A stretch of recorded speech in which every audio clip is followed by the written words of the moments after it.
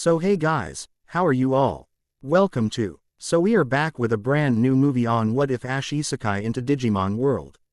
Part 2. But before we start, be sure to subscribe to our channel and like this video. Now let's begin the story. Yoshi took a deep breath, reached for the phone, and was about to dial up those two, but heard the door open up with a pair of familiar voices. I hate to point this out, but you heard our leader. The digital dive is off limits. Ash informed since he did not know why he was doing such a thing since he knew that the mole would not want anything to do with Earth. Don't be such a downer, Ash. Come on, Agumon. It's just through this door. Marcus answered back while looking over at his employee. Right, boss, the reptile replied as he eagerly followed the reckless one's plan. A part of both him and Renneman wanted to see what their home world really looked like. The lizard thought that it would have several pieces of the human world.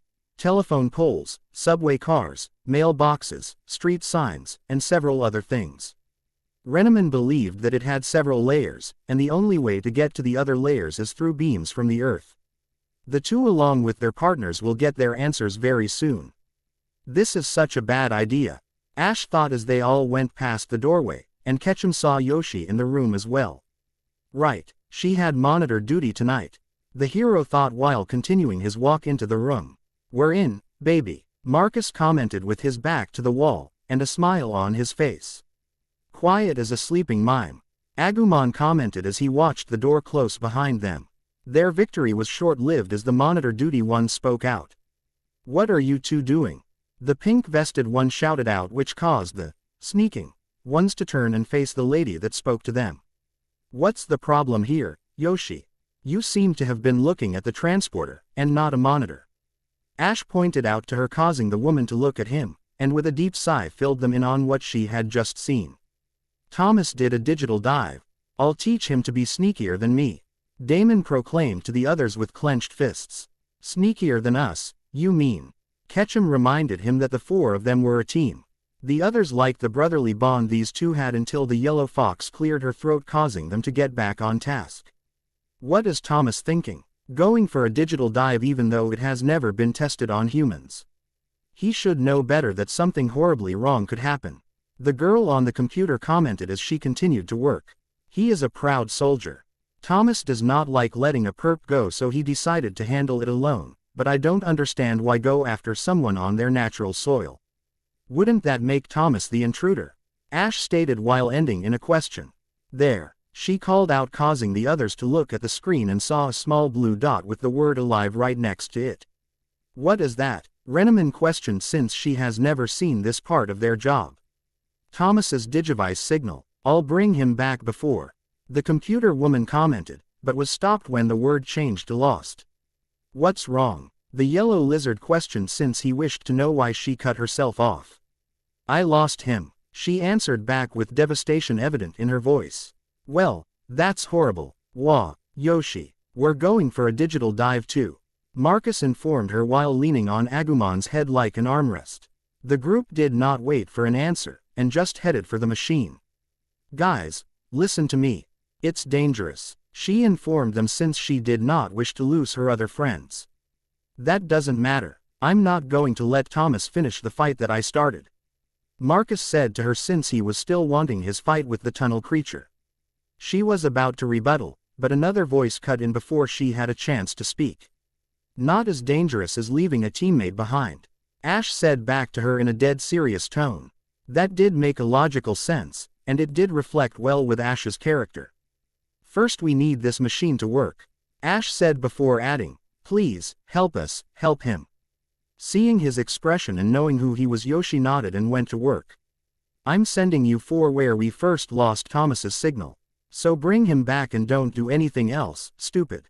Okay, Yoshino informed and questioned to the four of them. Whatever, just do it, Marcus replied back to her since he was more concerned about the fight, and not just sitting around here, talking. Once you get to the other side I can't help you anymore, the one on the computer informed the away team. Ash instinctively spoke for the others. We understand, don't worry, we will return home safely, he said to her with a smile which caused her to have some faith in what they were about to do. Just remember one thing, You guys, make sure that all of you are back at your point of entry by 0500. Otherwise I won't be able to bring you back. She warned the search party, and despite some grumbling from the warrior the two understood. Transfer preparations at 80%. Lalamon informed as she did her part on another console. Digital harmonizer aligning. Security code recognized. The girl of their team informed through her screen. I'm getting kind of nervous, boss. The lizard admitted since he remembered of the chicken egg was transported through this same machine. Ah, don't be such a baby. Marcus replied back to him. Digi-gate open. Lalamon called out, causing the two of them looked up and saw a bright light that surrounded them. Are we sure that this is safe? Ash questioned since he too was feeling a bit nervous about this whole thing. We're about to find out. The fox creature said back to him as the light completely engulfed them. Begin transfer. Yoshi shouted out once her partner was finished counting down. The four of them were gone as was the light inside the machine. Good luck, the one in pink thought as she looked at the now empty machine. Wow, the digital world is really odd. The ground and the sky are upside down. Ash informed as he and Marcus were looking at the landscape before them. At that moment the lizard and the fox came into view, also upside down. Actually, boss, you two are the ones that are upside down. Agumon pointed out, which made more sense to them. Not a bad angel to fall. The fox thought to herself as she allowed herself a moment to let her darker side enjoy the view. Stop it, you like him as a friend and nothing more. Her logical side thought as she shook her head, and those thoughts away. Outside of her head the two of them got back to their feet, and were looking around. Our first time in the digital world. Marcus called out as he and Ash realized that this was their first time seeing this place, and it ov. Errol seemed peaceful. There was a blue sky with some sparkles of some sort, the ground was different themes just like on Earth. There was still a few odd things, but overall it was still a relaxing location. Yeah, ours too. Renneman informed their human partners, which confused them somewhat. Wait a minute, you two are both Digimon. Marcus pointed out to the bit-based wonders walking alongside them. That's true, boss, but I've been at DATS as far back as I can remember. The reptile informed with Renneman nodding in agreement. You know, it doesn't seem that far off from our world. Damon informed as he took interest in a leaf. Ash and Marcus were intrigued that this place was pretty much a mirror reflection of Earth. Ash, over here, the taller of the two rookie levels called out, causing the two to turn to them. She gestured for them to come to her, which they did, and were greeted by another strange sight. What a funny-looking river. Boss, Agumon stated to his employer as they all looked into the flowing water. I get it. Since we are in the digital world, then that means everything is digital. Ketchum stated with a sense of wonder in his voice. Ash, above us. Damon called out, which, for some reason, got Ash to get defensive. What is it? Ash questioned as he scanned the land around him, but saw nothing wrong. Look a little higher. The brother in arms instructed, which Ash followed, causing him to add, a flock of flying dragons. Ketchum chuckled at that as he relaxed a bit. You don't see that every day. The raven-haired of the human duo pointed out. Are those Digimon either? The furry one said to them as she pointed at some tan-furred heads with a shark fin of sorts sticking out of their foreheads were just hopping along. Gee, what are those? The scaly one questioned as they saw some sort of pink creature with a blue flower coming out of their heads. Walking plants. Marcus answered back with a big smile on his face since he was starting to like this place more and more. Man, this place is amazing. Very peaceful, Ash said to the others as the four of them were simply walking along enjoying the overall sights of the place. Just remember, Ash, we're on a mission to find and fight that digital mole. Marcus pointed out as he saw this place as a means for a good fight, and nothing else. There has to be a sign of him or a clue where he is going somewhere. He added, which did make sense. What about Thomas? The reptile-like creature questioned since he did wish to uphold his request from Yoshi to find and bring Thomas back safely. None of them knew that Yoshi knew exactly the answer to such a question. Forget him. Let him figure out a way back on his own. I mean, what's stopping him from saying something like that? The pink-jacketed one questioned to her partner as she sat at her station. Marcus would never say that. The floating seed pointed out as she had faith of the good in the warrior human of the group. Unbeknownst to her, he was about to say just that until Ash slaps him in the back of the head before he had a chance to speak. "What did you do that for?" Marcus shouted out since he did not appreciate getting Gibbs slapped. "I know what you were about to say, so don't. Thomas is an important member of this team, and we will find him." Ash instructed, but saw that his old friend was not sold on the idea, so he tried a new angel. Besides, can you imagine his embarrassment of a genius like him being saved by a pair of people that he thinks are beneath him? Ketchum offered, and that seemed to get his attention. "Well, what you waiting for, Ash? Time's a wastin' backquote," he called out and took point of this little rescue mission. As they continued to walk, the group were a little overwhelmed of how big this world was. "Hey, what's that over there?" Renneman questioned while pointing at a location that seemed to look like the Roman Colosseum, but covered in ice. "I have no idea, but it sure is shiny, like a diamond." The hat-wearing hero put in his 2 cents of what he was seeing. "Pretty," the lizard pointed out before something similarly shiny caught his eye. The base of the object was flower in appearance, but the piece on top was not. It was a rapidly flashing computer or television screens. "Let's try looking over there," Ash offered as he pointed to a rather large route which the others agreed to. Once they got there, the team saw the location a bit better. The brawler then pointed out their next spot, a cliffside footpath. "All of this stuff seems pretty random," the simple-minded warrior pointed out to the others, even though he had a feeling that the others had already grasped that concept. Like I'm getting deja vu, boss," the fire thrower informed, which confused his employer. "You don't even know what that means," the brown-haired one pointed out, but he himself knew what it meant, and it made no sense.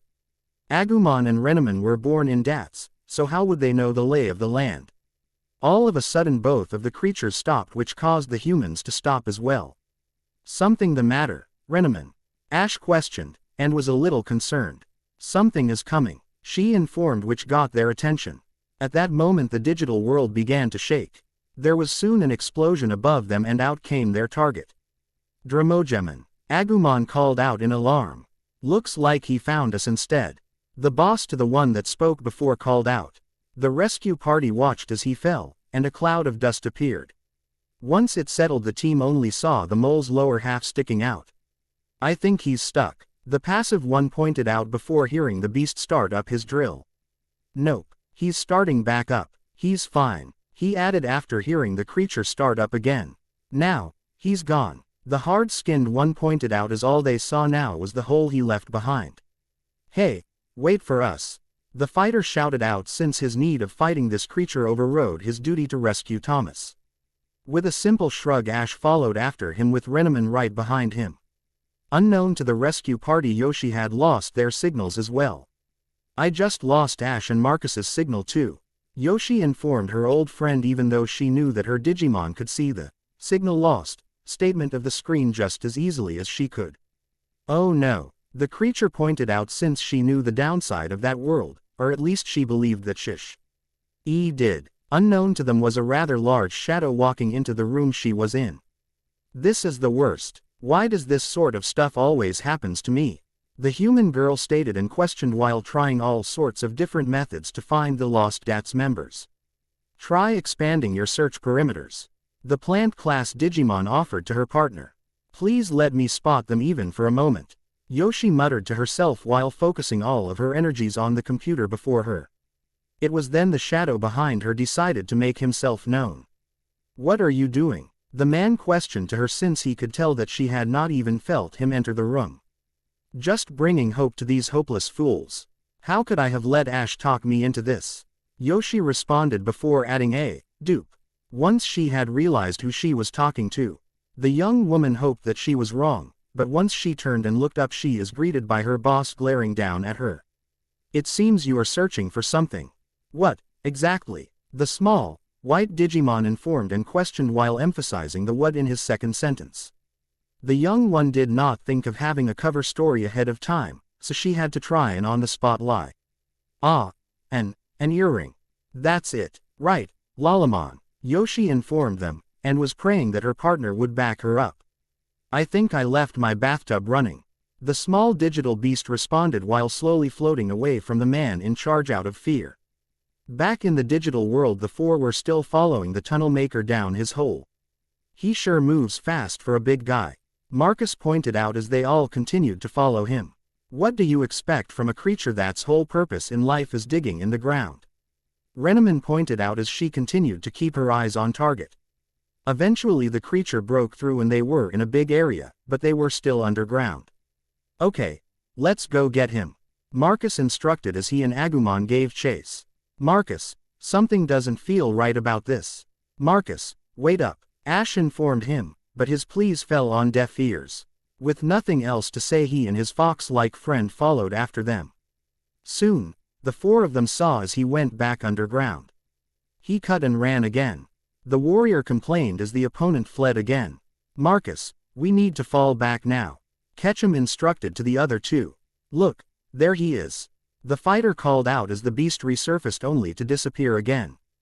Dramogemin did this tactic several times over, which got on Marcus's nerves. Stand still so we can fight, he shouted, turned and saw that the enemy was now standing before them with a big smile on his face. With that smile he's slapping the ground. Thanks to all of his drilling, this section has become unstable, Ketchum informed before they fell into the rather large hole. Eventually they stopped falling, but were hurt. Man, that's smarts, the fighter said as he rubbed his head. At least we had these soft rocks to break our fall. The lizard tried to bring up some good news to his employer and then saw Renneman holding Ash rather closely. Hey, Renneman, ride's over. You can let go of me now, Ash informed her, even though he did enjoy the feeling of her fur on his face.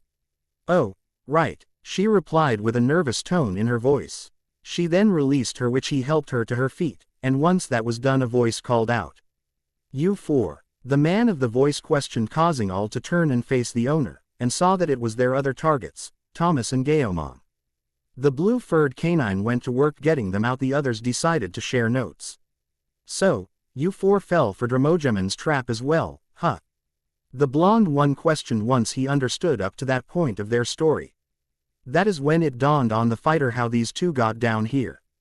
Hold it, so, basically you were outsmarted by a giant gopher, Marcus pointed out, causing the two of them to start laughing about how the genius didn't see this one coming. Ease up, Marcus, think of it like this. If it wasn't for that trap, then we would never have found Thomas or Gaomon, Ash informed, which stopped the laughing fit. Sir, I have found a way out, Gaomon informed as he uncovered a large hole for them to use. Excellent, well done, Gaomon, the partner of the boxing Digimon stated, and turned to face the hole only to stop with a wince of pain. Your leg is damaged, Ash informed at the turn, pant leg with a minor trail of blood coming from it.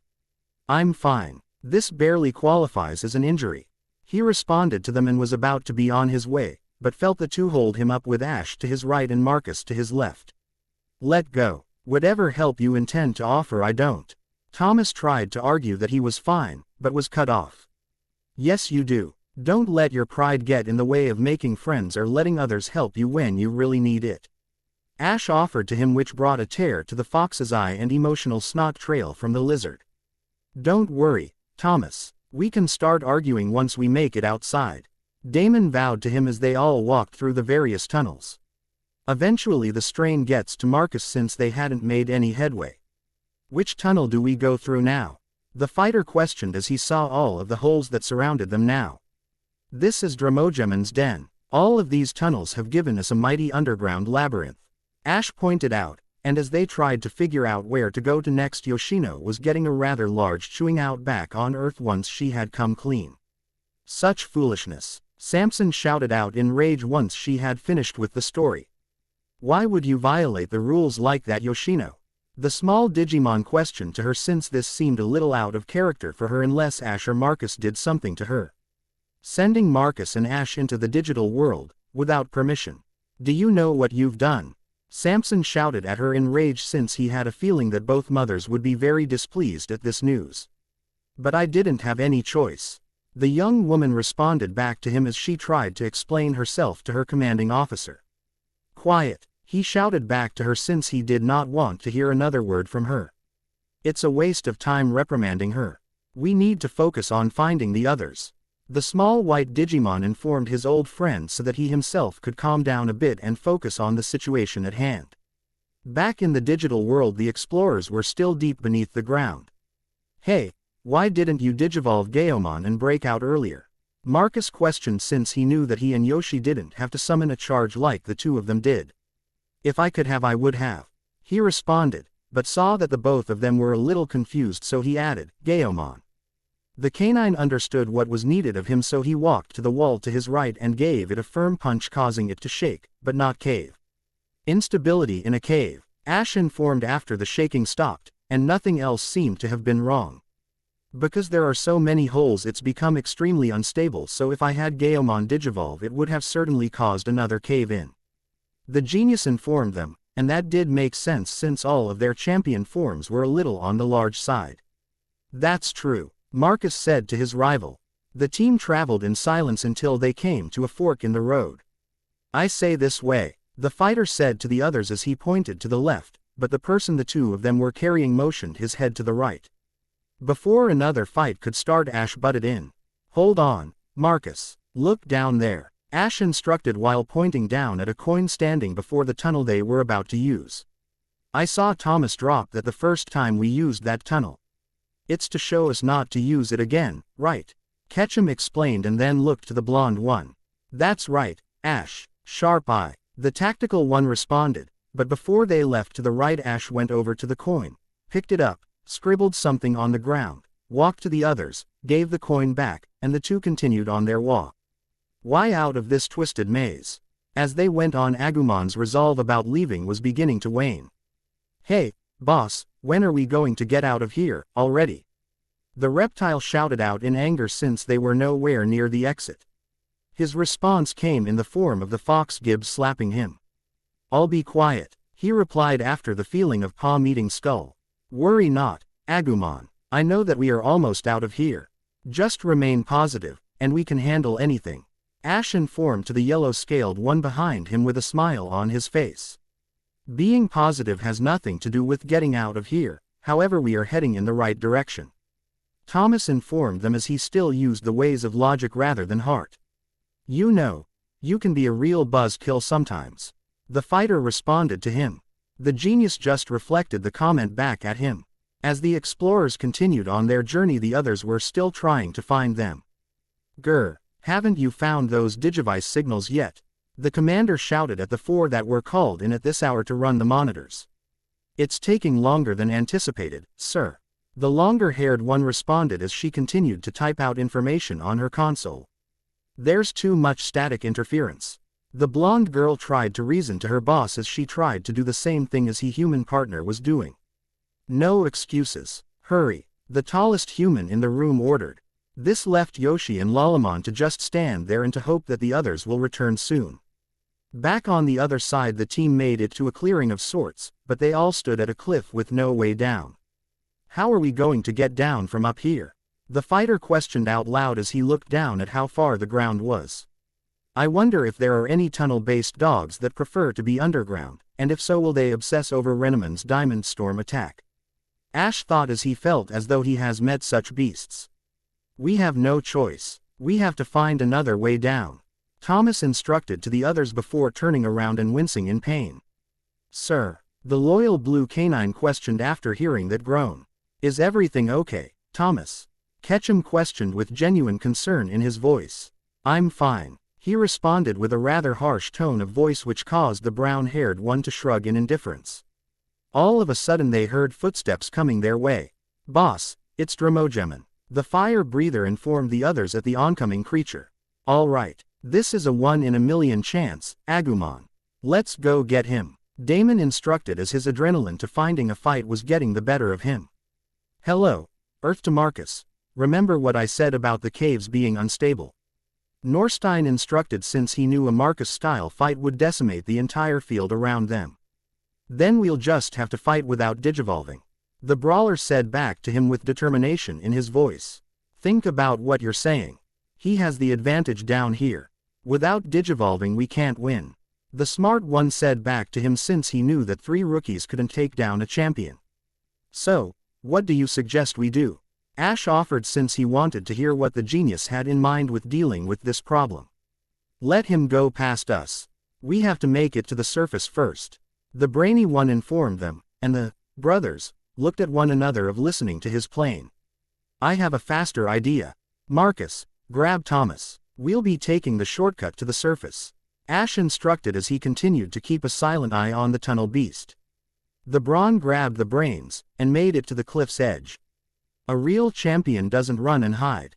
Let's meet the enemy head on, Marcus said to him after grabbing Thomas and standing at the edge. Stop thinking with your fists. The smart one tried to reason, but it didn't seem to have any effect on either of them. Everyone, jump now while he's right under us. Ketchum ordered and did just that, with the others soon following after him. Marcus, Thomas, Agumon, Gaomon, and Renamon. Now, grab a good chunk of fur and hold on tight. I'll go see if I can talk him into taking us home. Ash instructed and did just that, not knowing that their right felt him climbing upward. What's that on my back? The beast thought before looking up and seeing the raven-haired one from Earth. After some awkward silence, the creature bellowed out in alarm and started up his drill. He's going to make another cave. Thomas informed, even thought he had a feeling that this was exactly as Ash was hoping for. Time to try something I've seen in a movie once. Ash shouted out and pulled on the beast's fur, causing him to turn and tunnel in a direction he didn't want to. After several moments they broke through to the surface. Daylight, Agumon shouted out with joy in his voice since he was so happy to see the sky again. Did Ash plan this all along? Thomas thought to himself with disbelief in the forefront of his mind, but was stopped by his partner's voice. Sir, we should really get off. Gaomon offered as he still tried to hold onto the fur with his red boxing gloves. Not yet, Ash said back to the dog before adding, if we fight him here he'll just tunnel away again. We need an element he can't tunnel through. That did seem like a sound plane to go with, but none of them knew the lay of the land well enough to guide him to. Ash, the Colosseum, Marcus shouted at him, causing Ash to nod, and force the beast to turn where he wanted him to. After a while they found their target, which shocked the egghead. It's made of ice, Thomas shouted out in alarm since he did not expect these two to come up with a plan that actually worked. Of course, Dramogemin can't dig his way out of this, he added once they all made it inside. It's fighting time again, Ash, Marcus shouted out before giving their opponent a major backache and headache with their punches, and then jumped off. At last, time to fight, Agumon shouted out with great happiness. DNA charge, Marcus shouted out first. Agumon digivolve too. The reptile shouted out before feeling the energy course through him, causing him to change into Geogreymon. The horned one shouted out. DNA charge, Ash shouted out next. Renamon digivolve too. The vixen shouted out as she felt Ketchum's power course through her, causing her to shout out, Neo-Kyubimon. The four-legged one stood ready for battle. DNA charge, Thomas shouted out since he did not want to be kept of the fun. Gaomon digivolve too. The boxer called out once he felt his partner's power inside of him. Gaogaimon, the now fellow four-legged one shouted out once his transformation was complete. As they all stood ready to fight, Ash saw something wrong. Guys, look, is Dramogemin seizing? Ash questioned once he and the others saw that he was shaking rapidly before them. I don't think a Digimon can seize in the same way we do. I believe it's something more dangerous, the smart one informed them, which made them a bit nervous. Back on Earth, Yoshi and the others were still searching for them. Static removal at 82%. Mickey informed to the others. Monitor restored. Begin scanning. Megumi informed and brought the monitor up, and they were relieved at what they all saw. Ah, they're all safe, Yoshi shouted out with a happy smile on her face. Wait a second, the long-haired beauty shouted out before hitting the alarm to get everyone's attention. What is going on? Kudamon questioned since he knew that the alarm meant nothing good. Digimon signature, and it's enlarging rapidly. The alerted one informed them. It's not one of ours. It's something totally different. Megumi informed them as a means to tell them that their freakout is not paranoia. Dramogemin is, Samson said in alarm, and then let his partner finish his statement. Digivolved, Kudamon shouted out, and it was true. Before them was the beast changed into a yellow-purple creature with green eyes. Let's see what Dexter has to say, Ash informed as he pulled out his device. Digimon, a digi-egg of knowledge digivolution. Digimon is said to be the swiftest tunnel Digimon both underground and above the ground. The device started to explain that much, but Marcus only saw that as a greater challenge. This just got a lot more interesting. Damon shouted out and tried to attack, but was slapped away for his troubles. Seeing this angered Geogreymon, so he too went on the attack. Did it work? The human partner questioned after he saw that his employee made a direct hit. Ash consulted with his device. Due to the durability of his armor, Digimon is highly resistant to standard flame attacks. The device informed them a little too late. Spiral blow. The blue-furred out shouted out and attacked, but he dodged out of the way and countered with one of his own. Gold rush. The attack hit the wind elemental hard. Fox-tail inferno. The multi-tailed out called out, but the attack was dodged and she too was slapped away. Ash, Marcus remember our first fight with Dramogemon. Thomas stated to the others who nodded in confusion. Galgaimon's spiral blow, Geogreymon's mega flame, and Neocubemon's fox-tail inferno all cancelled each other out. Still not following. Damon admitted since he did not know what the genius was thinking as he brought up that little blemish in our fight record. You're wanting to combine our attacks against this guy. Ash offered as his view on it. Exactly, but our timing has to be perfect. The smart one informed the others. You three fall back to us. Marcus shouted out to the others, which they followed orders with Geogreymon standing in between the two canines. After a stare down between the two sides, Digimon tried to make his move, but the others were faster on the draw.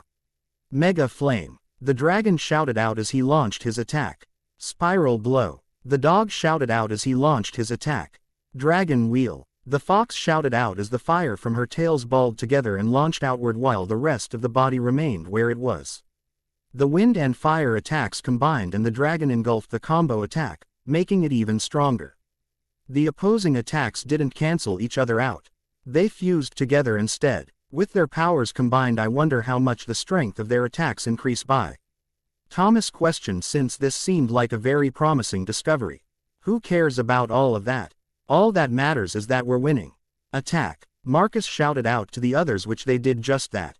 After a few more moments the armor fell apart, and the enemy was defeated, leaving behind what could only be the Digi-Egg of knowledge and a white egg with purple circles on it. Excellent work, you three. Ash shouted out to the others, causing them to give their interpretation of a good-natured smile at Ketchum's choice of words in this situation. Get it? 'Cause he's an egg, you see. Damon questioned to Thomas before laughing about it. With nothing else needed to be said, the team digivolved and headed out while leaving the eggs behind. Back in the cave, when we all jumped onto Dramogemon, you planned for him to dig to the surface and head to the ice arena, didn't you? Thomas questioned to Ash since that thought still needed some sort of closure. I knew that we needed to fight the tunneler on an even field, and once I saw the ice field I knew that it would make the perfect spot. But getting from underground to there was all luck, I'm afraid to say. Ash informed him with an honest face and honest tone. He's passive, but he knows how to throw a punch. He wants to find a way to deal with the Digimon that doesn't involve fighting, but he knows what to do in a big battle. He is one unusual character. The same for Marcus. I can't analyze either of these men with my intellect. How do you make the illogical logical? Thomas thought it over before speaking out loud. Wait a minute, you two. He said, causing them to stop and let go of the big brain for a moment. He held up his fist, and almost instantly the two knew what he wanted. We're a team, Thomas. Damon informed as he fist bumped with him. Ash on the other hand put their fists into hands with their palms face down, and then he put his hand on top of theirs. Welcome to the group, Thomas. Ash informed him with a kind smile on his face, which got a nod out of the smart one. With nothing else needed to be said, they resumed their walk back to the drop zone. Looks like the boss got a new employee. Agumon shouted out with a smile of his own. Let's not push it. Norstein countered the praise with a statement of his own. They all dreaded going back because they all knew that their base leader was going to not be happy with them. The six got back and stood alongside Yoshino and Lalamon to await what their base leader had to say. You fools. Samson shouted out and then let his digital monster have a word in. You were able to make it back this time, but did you think of what would have happened if you had failed? There's so many more pitfalls you three don't know about the digital world. The scarf informed them and then let his human speak. As members of this organization you must follow the rules. I have only one more thing to say to you three.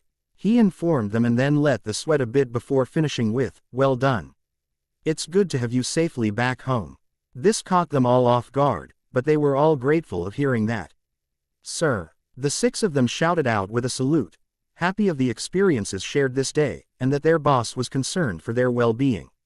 Ash, Marcus, Renneman, and Agumon were in a heated battle with a stone creature called Tortamon that seemed like a walking rock turtle. The humans were acting as a diversion while the reptile and the fox got into position. Diamond Storm. Renneman shouted out after leaping off of an edge, and launching her attack with her brother right beside her. Pepper Breath. Agumon shouted out and launched his own attack. The 2 blows hit hard which allowed the humans to go on the attack.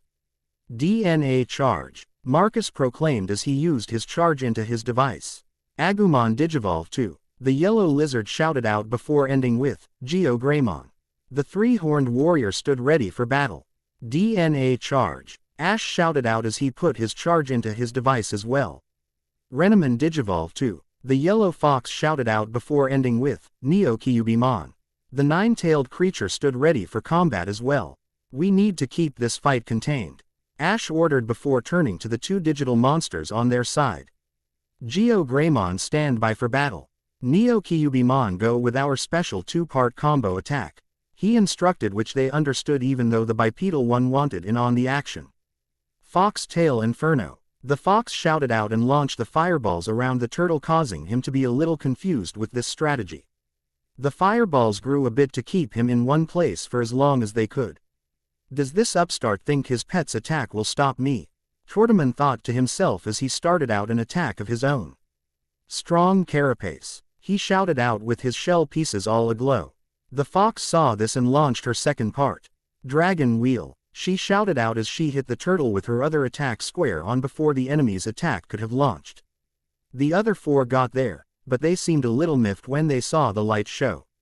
I explicitly told those 2 to wait until we caught up with them. Yoshi gripped as she saw the blue flame dragon in the sky. But do either of them wait? No, not Mr. She started to continue where she left off, but stopped when she saw the minimal damage in the area. Marcus and I lured the target away from populated areas, and then with a combo attack Neo-Kyubimon finished the job. Ash explained while the creatures went back into rookie forms. Damon then picked up the egg and started spinning it on his finger, feeling pretty confident. You 2 shouldn't be this impulsive. We have to get the job done right, not just quickly. Thomas informed them before walking back to the car. What's the matter? Ya jealous? The fighter questioned in a boastful tone of voice as he rested his free arm on his partner's head. Sorry, but no autographs. The employee added after hearing what the boss stated. No, he's right. If you guys rush into battle, and get into trouble, what will you do then? The one in the pink vest questioned since she wanted to know what at least 2 of them had in mind. We'll just take them down too. There's no Digimon alive that can take down the ultimate team. Agumon pointed out to the others. Yeah, we're the strongest team around. Marcus added with a wide smile of his own. Well, you can't say that my old friend and his partner aren't confident in what they do. Ash said with a nervous chuckle in his voice. The 2 others only sighed in defeat since there was no use trying to reason with the 2 of them, but Renneman seemed to hiding her anger of how arrogant these 2 are. With nothing else needed to be said, the group they teleported the egg back home, and then they all went home. You guys made it just in time. Mrs. Damon informed them once she heard 4 distinct sets of feet enter her home. They all said their hellos and sat down for a well-deserved supper, and while 4 of them were enjoying their meal there were 2 that were arguing. This is very good, Ash complimented to her as he sat by Christy and Renneman sat at the end.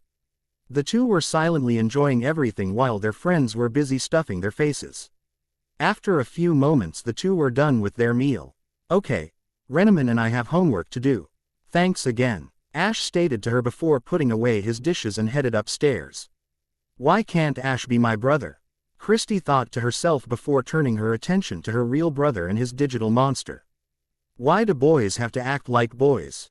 She questioned out loud before sipping some tea. Oh Christy, believe me, one day you will be glad that they do. The bother informed her offspring with a warm smile on her face. The little one did not quite believe what the older and wiser one was saying would make much sense. Sounds like they're having a really bad fight down there, Renneman informed as she took a slight break from helping him with a problem to hear what they were saying. In truth, she did not know why they acted the way that they did, since they were supposed to be partners, friends. They'll work it out in some form or another, Ash responded as he tried to remain focused on his homework, but their arguing was a little distracting. The conversation down below hit a steep fall in communication. Without me you couldn't digivolve. Without me this team would be nothing, Marcus called out, which seemed to have struck a chord in the reptile's soul. Grr, that's it, I can't take this. I don't want you to be my boss, Agumon almost shouted to the human before him with hatred in his eyes. That's just fine by me.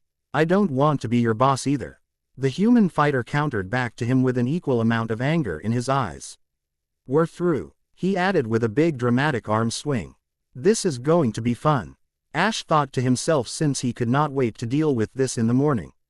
Once morning started, Ash couldn't help that it was cloudy out. Guess the weather is just as gloomy as Marcus and Agumon, Ketchum thought before heading out the door and over to work. So, that's why you're in there, Agumon, the plant Digimon pointed out once she had heard the whole story. The creature within growled at them, but kept his back facing them out of protest. This is the worst, Yoshino muttered under her breath as she had to stand and try to make sense of this nonsensical argument. They're acting like kids, Lalamon pointed out after hearing a noise coming from the human that was also responsible for all of this. I'm surprised, the egghead said aloud as he was hard at work on a different matter altogether. Yeah, I know, I mean, can you believe Agumon? Damon stated as he believed that the genius was referring to the Digimon in question. I mean you're being immature even for you. He clarified of who he was talking about and why. This angered the already angered teen. Why you're immature, Marcus replied after getting off of his relaxed form of his feet on one of the consoles to sitting upright in the chair and facing the man responsible for his anger. Ha, he's right, boss, the yellow-scaled one called out through his portable home. Quiet, I already told you that I am done with you, the fist warrior called out as he turned his attention to the Digimon that has made him angered through the day. Oh, yeah, let's see you defeat a Digimon without me, Agumon pointed out once Yoshi turned his screen to face the man he was having a disagreement with. Such a statement angered the already angered one even more. Ha, it'll probably be easier without you, just you wait and see, Marcus informed the other before storming off in a huff. The others watched him leave except for Ash, who was reading a mythology book. I'll follow him to make sure he doesn't do anything too reckless. Renneman, mind staying here to make sure that Agumon doesn't do anything stupid, Ash instructed to her as he bookmarked his spot, placed the book on the console, and waited for an answer. Of course, she said back and watched as he nodded to her, and then walked off. The others were still not sure how to handle this problem of incooperative soldiers. I don't need anyone looking out for me.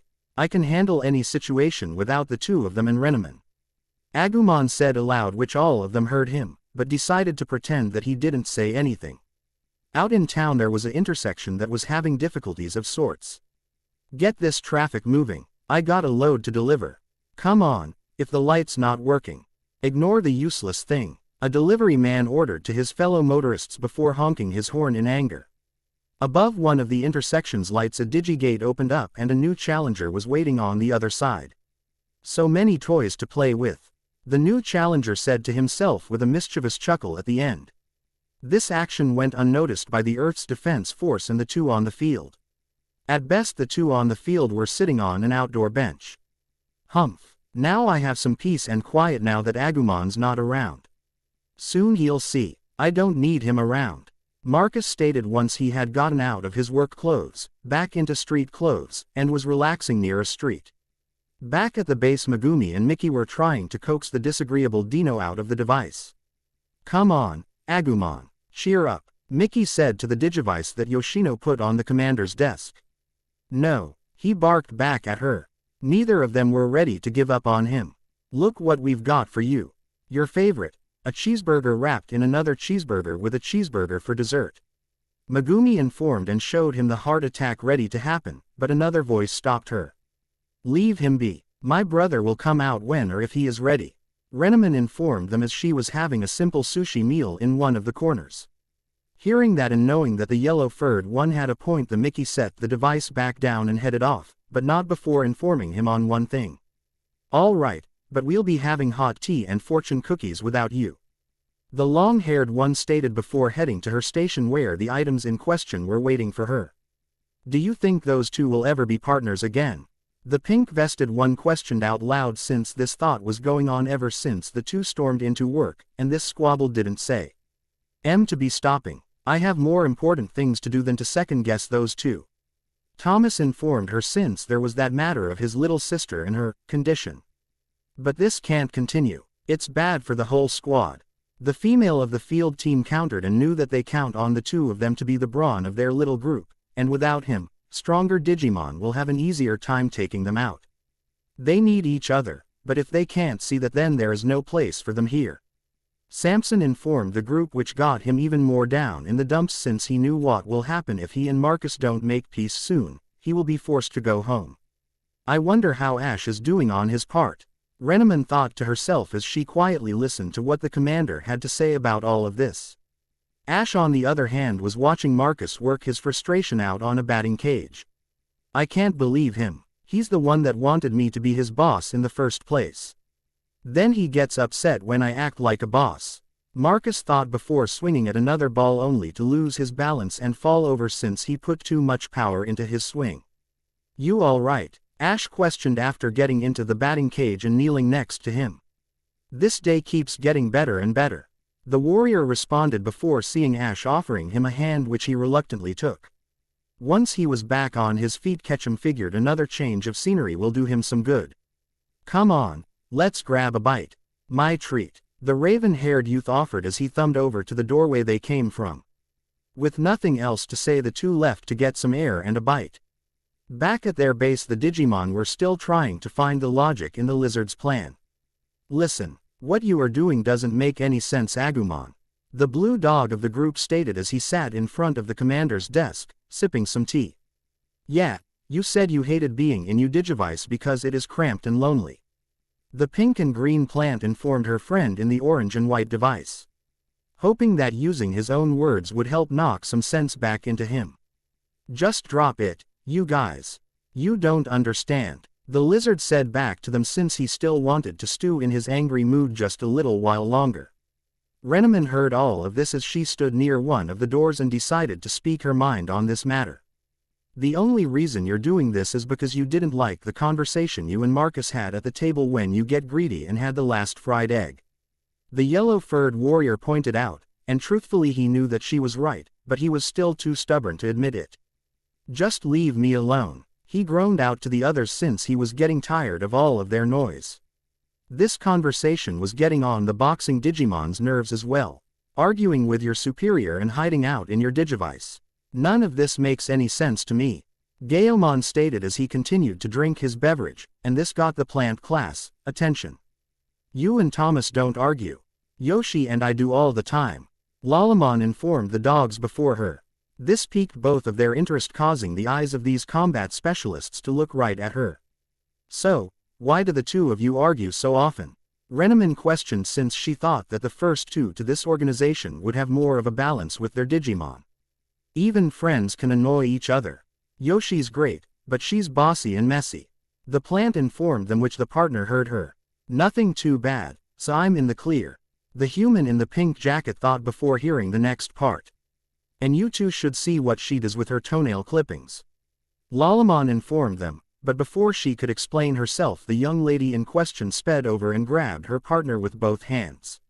Stop right there. No one wants to hear the boring details of my life, she ordered while dragging her partner away from the others.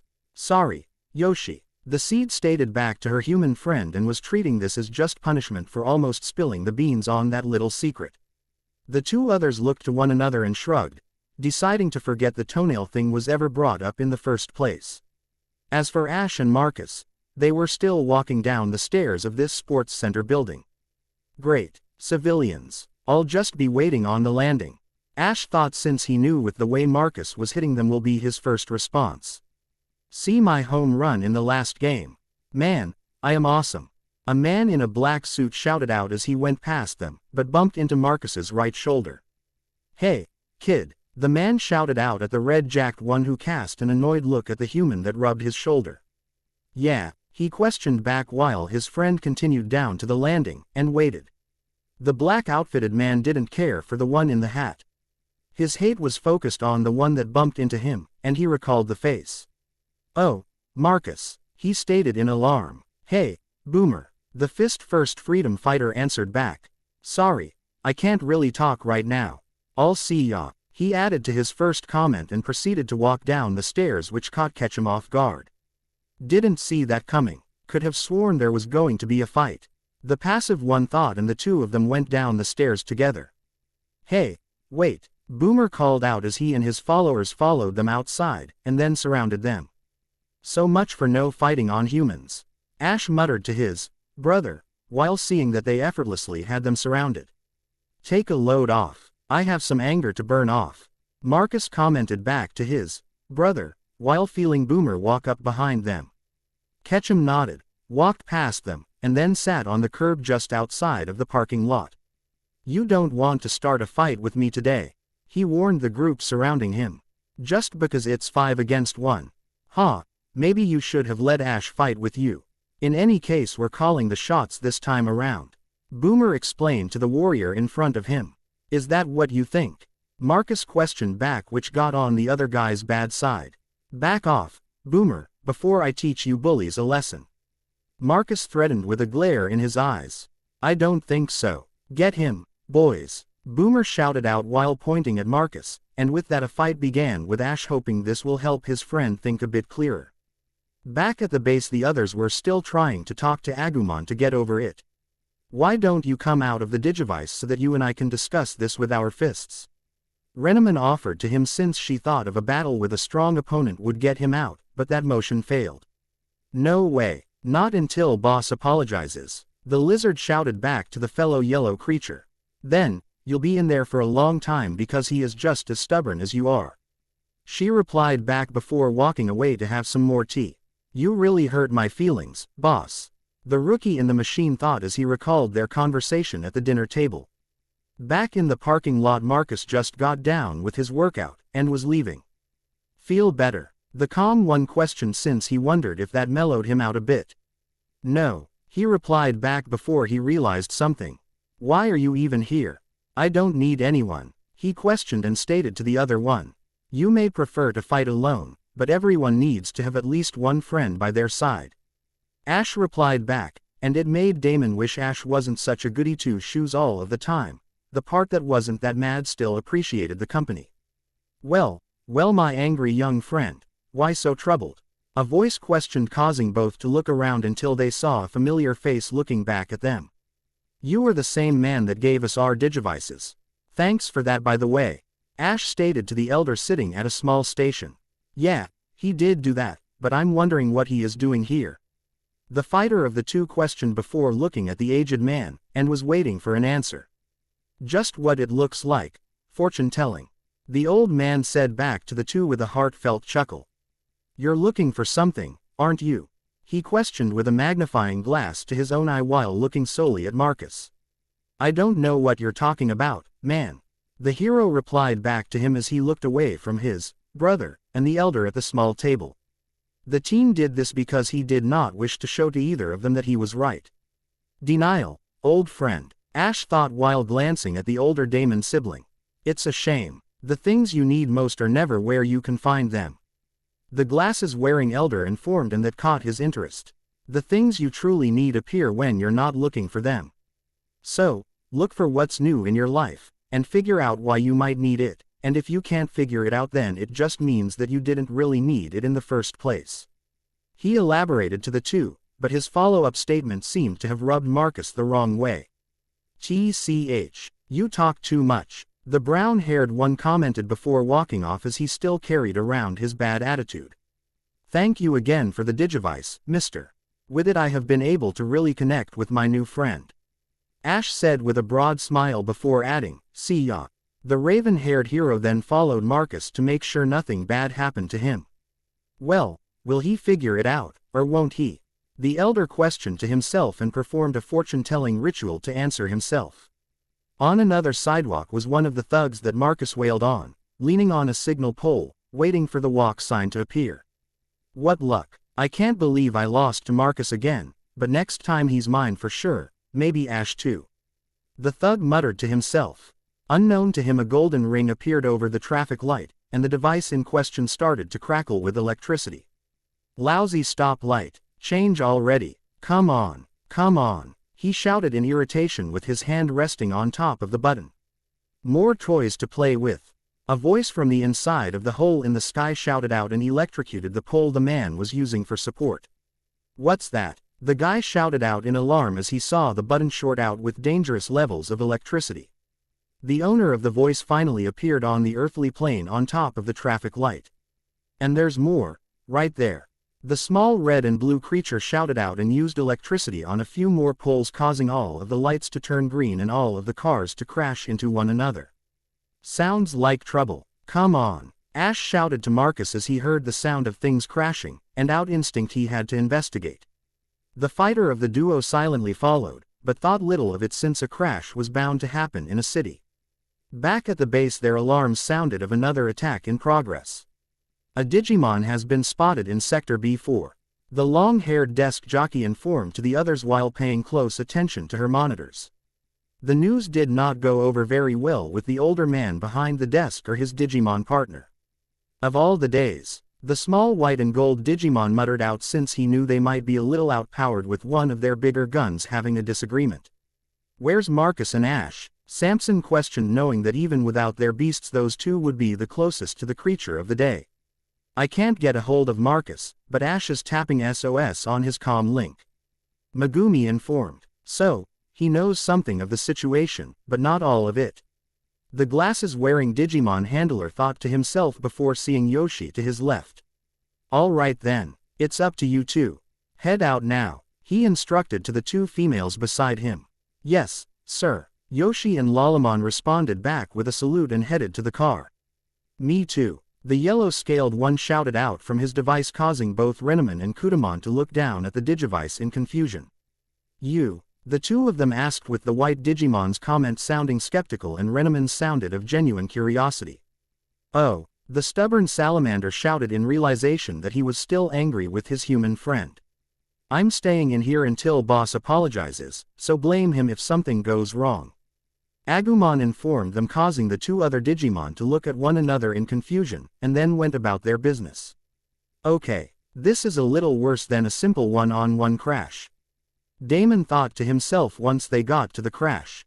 Thankfully the duo overheard that no one seriously harmed in this incident. This was not normal, Ash thought, knowing that the electric company checked this stuff in the strictest of fashion. It was then the two heard an evil chuckle from above, and saw a strange red and blue creature. A Digimon. The two muttered so no one could hear them. The digital defenders watched the creature in action and saw it leap onto another set of traffic lights, sending out electricity. It hit the lights, Ash informed, even though he knew that the Fist's first member saw the exact same thing as he did. Hey you, stop right there. The warrior shouted out as he gave chase with Ash right behind. Let's see what Dexter has to say. Ketchum questioned out loud to himself as he pulled out his device, not knowing that Megumi was doing the same thing. Ash's device began to explain. Elecmon, a mammal Digimon, rookie level. It uses electricity to jam signals and disable electronics. Why does it feel an electric type would be my kind of partner? Ash thought to himself while running after the creature to make sure that it didn't do any serious damage that not even DATs could cover up. The pink-jacketed one heard what her friend said and clicked the information together. Of course, the lights, Yoshi informed the others while driving calmly to the creature. Target is moving from Sector C4 to D6. Mickey informed the field agents to make sure that they stayed on target. Roger, she responded back, and was wondering if the other two were going to be there where Elecmon is. I can't believe that I'm missing out on all this fun, since an electrical guy will be a big challenge for a fire guy like me. Agumon thought to himself as he listened to all of the news around him. The target messed with another light, causing a rather large truck to turn right at a little girl. I thought I could cross. The little one thought as she saw the big machine coming right at her. With blinding speed, a raven-haired human grabbed the girl and saved her from becoming an organic speed bump. Ash, Marcus called out from the other side of the truck, and then saw that he and the little girl were okay. The hero and the rescued one looked at the crash before them. Seeing this and have reality catch up with her, the little one began to cry. "It's okay, young one. You're safe now," Ketchum informed the young lady with a smile which seemed to calm her down a bit. With the kid now calmer, the passive one caught a glimpse of their target leaping away. "Marcus, pursue that power pilferer," Ketchum ordered while pointing at their target. "On it," the warrior replied back and gave chase. Ketchum still felt that his brother still needed some help, so he looked around for a new idea. "Ma," please watch over this kid. Help her get into contact with her parents, and let them know she's okay," Ash instructed to a young woman that was looking at the wrecked truck. The unknown woman nodded in response, and he was off to catch up with the brawler of the crew. "He won't get away. Come on, Agumon," Marcus called out as he gave chase, not realizing his mistake until the other human pointed it out to him. Marcus, I'm Ash," the raven-haired youth commented as they jogged alongside one another. The berserker scanned around, but could not see his partner. "And before you ask, no, I'm not calling upon Renaman until the both of you calm down," Ash informed, which was not what the warrior wanted to hear. "I'll just do it myself then," the elder brother commented and ran off with Ash right beside him. Along their run, the two saw more and more crashes, and both were getting more and more angered by this Digimon. "I know that you want to stop the chase and help them, but if we don't stop Alekmon here and now, things might get a lot worse," Marcus informed the compassionate one. "You're right, I think he went down here. Come on," Ketchum informed, and the two went down a vehicle-free road. "We will catch you," Marcus shouted out at their target, even though a part of him knew that he wasn't even listening to him. A part of both of them were hoping that the rest of their team would be there, or at the very least track him. "The target's levels are increasing, becoming more powerful," the long-haired computer expert informed through her headset and to the others around her. The reptile was now thinking of the citizens that creature is around and how much danger they are in. "Because I can't swallow my pride and apologize first," Agumon thought as he berated himself for being so childish over a fried egg. "I should be out there," he muttered out loud, and knew that the others were too preoccupied with the fight to hear him. "Wait, the target has stopped by the old broadcast tower," the blonde young one announced to the others. The two senior members had a gut feeling what this lead up to, but decided not to tell the two around them. "You know what that means. This is bad news," the scarf Digimon informed his partner, who nodded as an answer. "I can see the tower. We'll be there shortly," Yoshi informed them, since the holo monitor that showed her driving was still active. "We can't allow the target to do any more damage. Secure him at once," Samson instructed to her, even though he knew that she knew that such a comment should be obvious for their line of work. "Yes, sir." "What, Ash?" Marcus, the pink-jacketed one stated, and then questioned as she saw her two friends in protecting lives just up ahead. The vixen only ruffled her fur once she heard that her partner was close to danger without her to protect him, but tried to remain cool about it. "Oh no," Agumon shouted out, since he did not wish for his boss to get attacked by this electrical enemy. The two arrived at the tower and hoped the steel fence, but could no longer see it. "Where did that thing go?" the fighter questioned as he looked at the tower of steel itself. At that time Ketchum heard a vehicle come over and saw that it was the DAT's vehicle, and knew that they were going to get chewed out for acting without backup. "Marcus, Ash, where have you two been? Why didn't you do what Ash did and contact us?" Marcus, Yoshi questioned to the two as she was getting out of the car. Both teens in question turned to face her. "We've been busy doing our job. That Digimon is hiding somewhere," Marcus said back to her, with his voice obviously having an edge to it. By this time Thomas also got out of the car from the other door, and decided to remind the two of a minor fact. "That's exactly why we're here," the blonde one pointed out before walking closer to his fellow DATS members. The female human of the field team knew that she had to break the news to the two before her. "Without a partner, you two are useless, so just stay out of the way, guys," Yoshi instructed the both of them. Ash nodded in acceptance, but his friend wasn't so casual about this request. I can handle this without Agumon. Watch, Marcus said back to them and took off. The two were about to bellow another order, but Ash raised his hand to stop them. Stay cool, I'll get him back, the raven-haired one informed them and headed off. The walk was short-lived as a bright light could be seen near the top of the metal tower. Ha, I found you, the brown-haired hero shouted out at their target who dropped off of the tower, and shot of an electrical warning shot. The attack caused them to back away, and get a good look at their opponent, but something felt off about him this time. Oh no, Ash shouted in alarm as he felt something coming from the lightning-based baddie, and his fellow yellow-partnered Pat felt it as well. He's digivolving, Marcus shouted out, and they all watched as the small electrical class creature changed into a black and gray wolf-like creature. It's the electricity. That's where he got the energy to digivolve. Marcus pointed out to the others. All right, let's do this. Yoshi informed the rest of her main party since she knew that they had to strike before he could get used to his new form, but just like before, Ash pulled out his Dexter for guidance. Geruruman, a champion-level Digimon, and the possible digivolved form of Elven Digimon. Geruruman's thick fur acts as a natural shield. One of most intelligent champion levels and with shrewd battle tactics makes him a difficult opponent for most Digimon. The machine informed them, which surprised Ash most. The one holding Dexter muttered out loud before pressing a button for a better explanation. It has been recorded that any variant of Greymon can fight Geruruman to a standstill. The machine stated to the others, which is what Kutamon said back at the base. Hearing that piece of news only made the warrior more determined to fight him alone. Fightin' time, the brawler shouted to the four-legged enemy before him. The other two could tell that the civilians before them were about to engage, so they had to stop them. Forget it, Marcus. It's too dangerous without a Digimon. The Brainiac informed the Fist's first fighter before activating his power. DNA. Charge. Thomas shouted out as he snapped his fingers, which allowed blue energy to cover his hand, and he put that power to his Digivice. Gaomon Digivolve too. The blue boxer shouted out before feeling his partner's power flow through him. Gaogaimon. The now four-legged wind attribute shouted out as he stood ready to face a fellow Fido. DNA. Charge. Yoshi shouted out as she called up her pink energy before putting it into her Digivice and sent it to her plant pal. Lalamon Digivolve too. The seed-like creature shouted out before feeling the power from her partner flow into her. Sunflowmon. The fully bloomed battler shouted out while just hovering over the ground. Clear out, you two.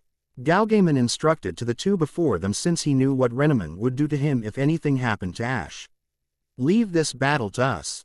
Sunflowmon pointed out since she didn't want them to get hurt. Now that I'm a champion, these two are toast. Geruruman thought to himself as he let out a snarl. The three were about to go to blows as soon as the raven-haired and brown-haired humans got out of the way. Stop, Marcus shouted out as he raced over and stood before the blue Digimon and added, that's as far as you go. This is my fight. I don't need anyone's help to defeat him. The teen's thoughts of his argument with Agumon returning to the surface and reminding him of why he said such a thing.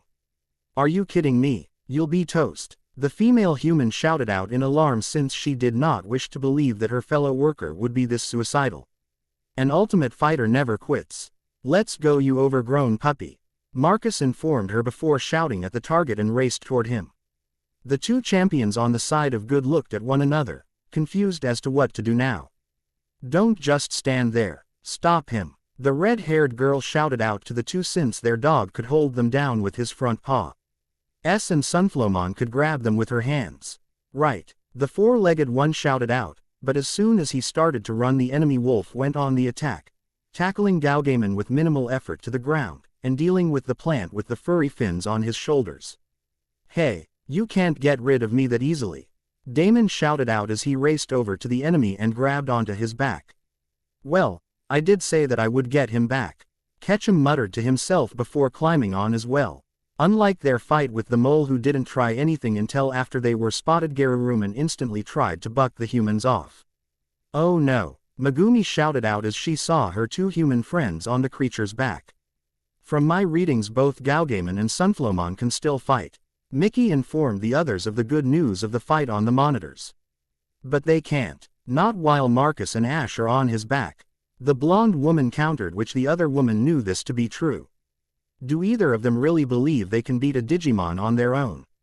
Kutamon questioned to his partner as they watched the fight on the hollow monitors. Neither of them wished to look at the vixen since she was really getting tense of just watching the fight instead of being there, protecting Ash. What's the matter, puppy dog? Can't get rid of us? Marcus shouted out while trying to hold on. Since neither of them were getting off, the wolf changed his battle tactics, raced off of the steel tower, and leapt away from the others. Marcus, Ash, Yoshi shouted out in alarm as she watched the beast flee. Geruruman is on the move, and Marcus along with Ash are on his back. The long-haired one informed to the others as she watched a dot zip through town. Inform Yoshino and Thomas right away. Samson ordered to the others since he wished for them to deal with this right away. Yes, sir. Yoshi, respond. The purple-haired girl stated and shouted as she tried to get into contact with the car. I'm here. The pink-vested one shouted back as the two recalled their teammates to the Digivice and went back to the car. At that moment Renneman saw a familiar face enter the base, and he seemed rather calm about what is happening at the moment. The target is heading to Sector B-17. Move out immediately. The desk girl called out the information to the people in the field. Roger. The driver informed back as she burned rubber to the sector explained. At that time the face had reached the lone Digivice, causing the creature inside to see him. The old man, Agumon questioned in alarm since he was not expecting the elder to be at the base at all. At that moment the man in question picked up the device and seemed to be smiling about something. He then heard what Mickey was saying, looked to Renneman, and walked out. Geruruman's speed is increasing. Yoshi and Thomas may not be able to catch up. The long-haired one informed as she kept track of just how fast the creature was going. That means Ash and Marcus are on their own. Can they really handle this alone? The short-haired girl questioned and prayed that they could, since she did not wish to think of the alternative. Back in the car the two other field workers were trying to keep up with the four-legged beast. Geruruman is not slowing down. Thomas informed as he looked at his small laptop to see what the guys at the base were seeing. As they drove, Yoshino saw the Trigati in this plan right off the bat.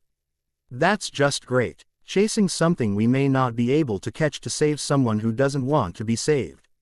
Those two must be completely terrified.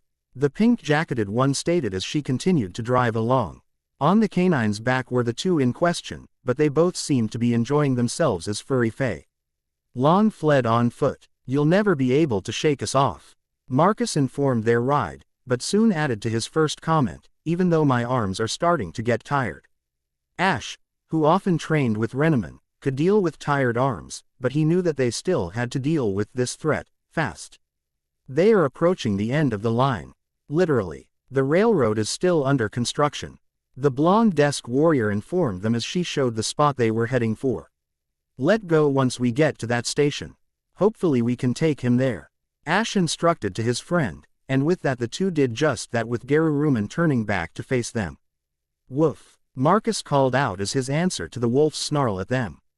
With that the two ran forward, leapt over a swipe of the claw, and gave him a hard kick, Marcus's right leg and Ash's left.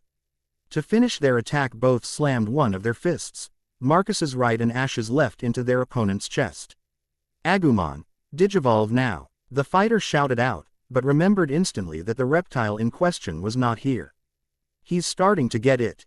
Ketchum thought once the two got some distance from the beast. The brother, Tadamon could see the realization on Marcus's face that he needed his partner. Look out! Ash shouted out as he got to the warrior's right side and took most of the blow for him before the bot HT of the were slammed into a wall. Not fun. Man, maybe we're not strong enough to defeat this guy. Maybe it really does take a Digimon to defeat a Digimon. Marcus muttered as the two of them were staggering to their feet. But still, I'm not going to give up even if this turns out to be my last stand. He said with confidence before dodging a claw strike from the monster of the day. Starting to get it? Ash questioned to him before seeing the guy was through trying to kill them with paws, and decided to simply eat them. Out of alarm and instinct the both of them put their feet to the wall section behind them and held the teeth with their hands. Marcus, the upper mouth, and Ash, the undermouth. What was I thinking? I couldn't have defeated that guy by myself, and I can't beat Geruruman either. I need Agumon, and now I'll never be able to tell him I'm sorry.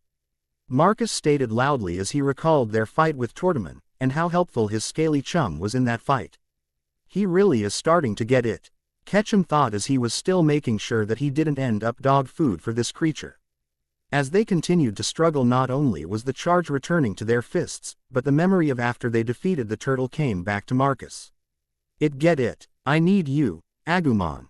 What makes us strong isn't you or me, it's both of us working as a team. Agumon, Marcus stated as he realized the importance of the digital monster's friendship while yelling his partner's name more in desperation rather than anything else. At that moment, diamonds and fireballs came upon the enemy, causing him to back off for a while. Hey, boss, sorry, I'm late, the yellow-scaled one stated as he rushed over to stand before his partner, which surprised the human greatly.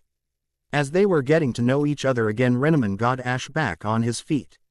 Looks like they finally mended things up, Ash stated once standing on his feet again. He then heard Marcus shout out his catchphrase and Ketchum knew it was time to use the charge. DNA, charge, Marcus called out as he used the power from his punch into his Digivice, and his reptile felt the power bonus.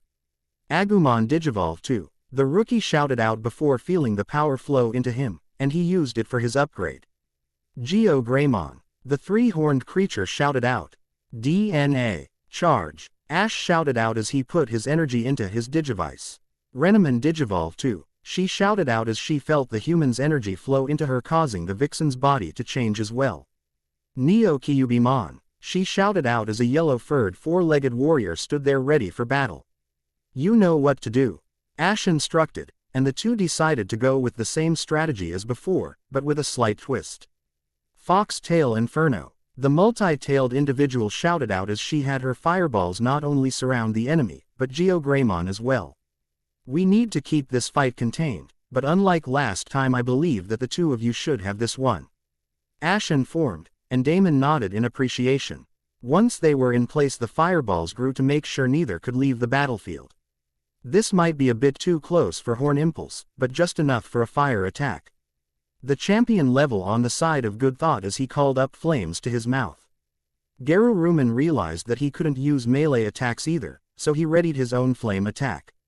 Mega Flame, Geo Greymon shouted out before attacking.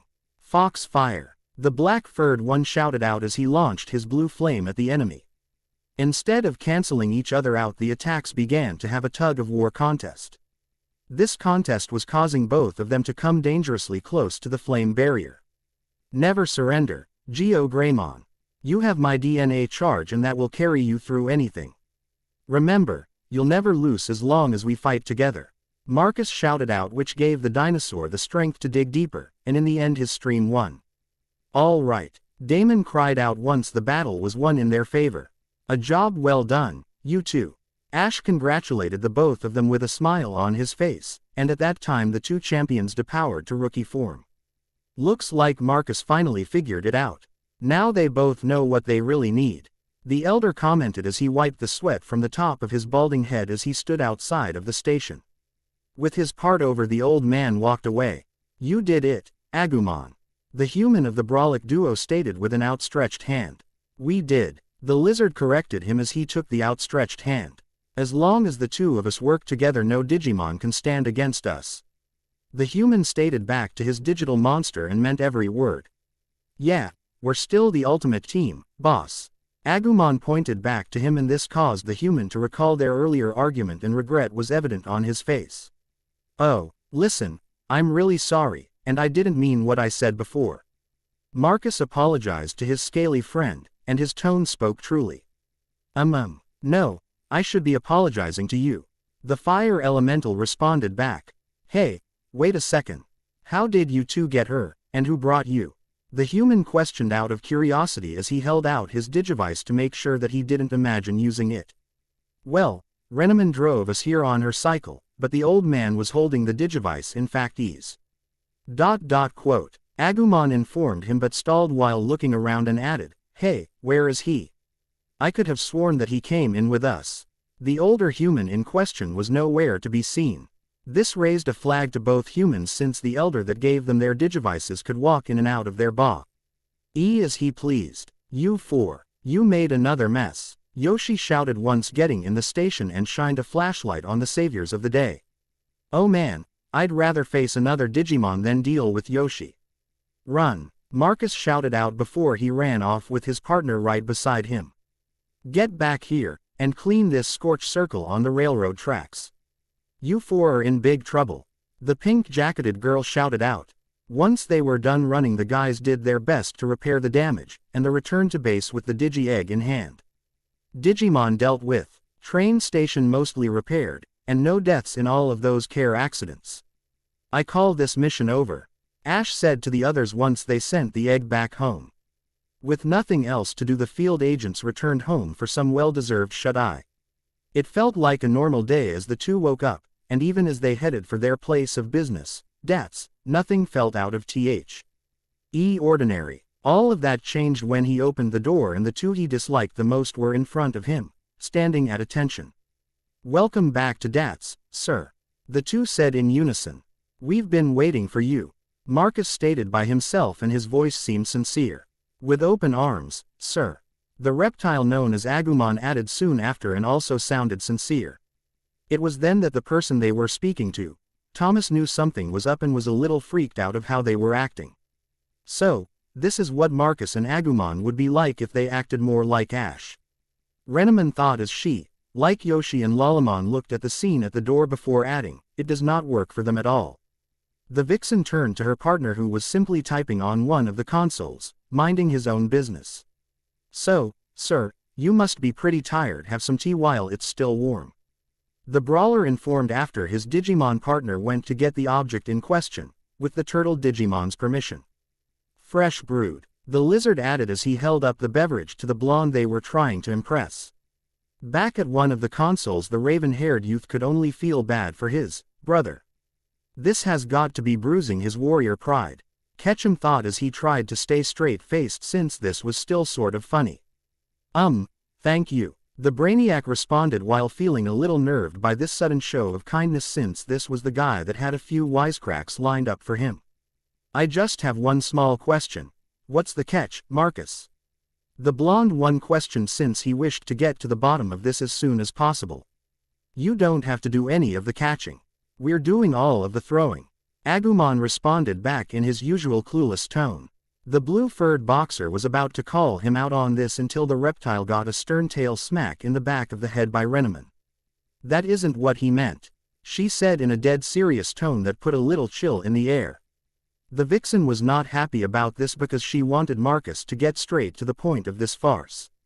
Agumon, what I mean by catch is... Thomas explained before leaning in close to the human of the duo, and added, why are you being so nice to me, Marcus? Because you never do anything without an ulterior motive. The warrior knew that he had been discovered, but he still wanted to try and save face. Oh, come on, you think too much, Tommy buddy. The brown-haired youth responded, and that got under the brains of the group nerves. Tom, as Norstein corrected his coworker on what his name was, since he didn't like that version of his name at all. Gaomon looked at the situation around him and decided to voice his opinion on the matter. I'd be careful if I were you, sir. Something sure seems fishy around here. The rookie with blue fur commented, since this seemed sketchy and he didn't know if this was just a look-alike of their comrade or STI.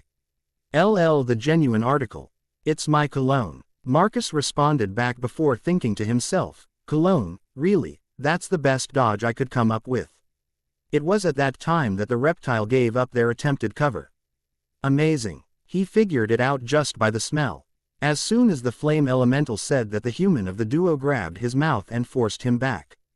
Quiet, Marcus shouted out as loud as he could, since he still believed that he could fool him, but it was clear that what little believability he had was gone now. There's no point denying it. Even a little kid could tell you're up to something no good. Just get to it, Thomas questioned with his arms crossed, showing that he was tired of this game and he wanted his fellow savior of mankind to just get to what he is trying to say. The thing is, the fighter started to speak before hearing someone clear their throat. After a quick scan he saw that it was Ash, still sitting at his station. Let Agumon breath and then tell him what's up, the raven-haired one offered while pointing to the Digimon in question. Damon looked and saw that his hands were still effectively covering his friend's nose holes and mouth, so he did just that, and went back to what he wanted to say. Something interesting happened at school today. The fighter began his tale of what happened earlier on this day. Final chance. Make-up tests tomorrow, room 107. Past Marcus read a paper on a bulletin board before adding, make-up test, and of all the days it has to be tomorrow when I can't be Air. Unknown to him was the fact that one of his teachers was looming behind him, hearing the whole thing. You'll be in deep trouble if you ditch class tomorrow, Damon. The teacher spoke, causing the student that was having an external monologue to jump in alarm. But tomorrow's not good. You see, sir, I've got The older Marcus began to explain himself while backpedaling, and was cut off by the teacher he was speaking with. Very funny, Marcus. What a comedian. Pretending to miss my exam. The teacher stated before laughing a bit, and that is when the story ended and cut to the present Marcus. And so, that's how it all happened. The present orange member of DATS explained to the man he is wanting help from. The man in question was sipping on the tea that was offered to him, and actually liked it even though he did not say that part out loud. Well, I can't help, he said calmly with a smile on his face which got the beggar a little angry. But I haven't asked anything yet. The warrior commented back with his tone showing how annoyed and angered he was that he already shot him down despite not knowing what the request was.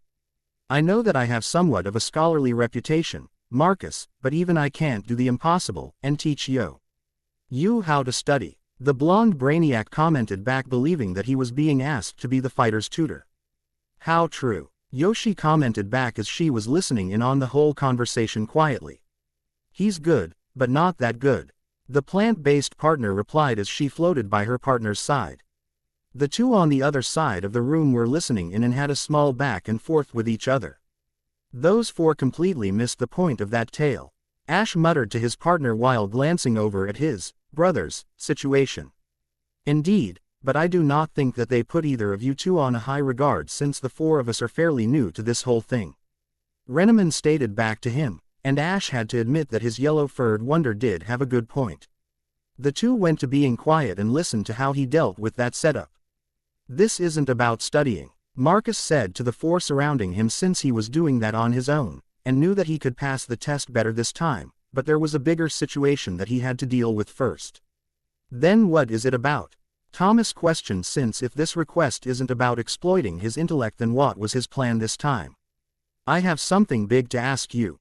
A favor. The bigger brother started to speak, but genuinely felt nervous about this since a part of him believed that he was going to turn him down automatically. All right, let's hear it, Thomas stated back with his tone clearly showing off how annoyed he was getting for this whole thing. Okay, well, tomorrow is Christie's birthday, and the older of the two siblings started to explain himself, but was cut off. Christie, your little sister, right? The tactical one of the group questioned as he recalled seeing her while sitting in his limo not too long ago. Yeah, good memory. The yellow-scaled creature cheered him for his memory skills. Well, I just need a babysitter for her. Just until my makeup exam is over. He finished his explanation and seemed to have a pleading look in his eyes. The smart one could tell that the warrior really meant this request. Hopefully he goes for it, Ash thought with hope as he eyed the man's facial expression. That's simple enough. Do you know any good babysitters? Thomas stated in question to his fellow DATS member to his right. I would be happy to do it, she stated politely to the boys before her. But she comes at a pretty price. The rookie class plant added to her partner's comment, which she did hear. Hey, don't say something like that. The human instructed her teammate of not putting her in a greedy kind of light. So, you're going to do it for free? Lalamon questioned and wanted to really know if her partner was going to do this out of the kindness of her heart. I didn't say that, the red-haired young woman responded back, and before the conversation could go any deeper, Marcus's voice cut in.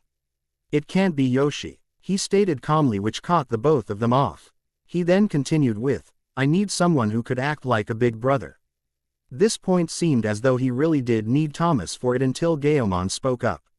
Then, why not use the brother in your house already? The blue-furred canine questioned while pointing at the man in question. He and Renneman are going to be doing some studying for the next test, so they can't do it. Marcus explained why he didn't go for Ash instead of Thomas. I need you, Thomas. Could you pretend to be a member of my family tomorrow?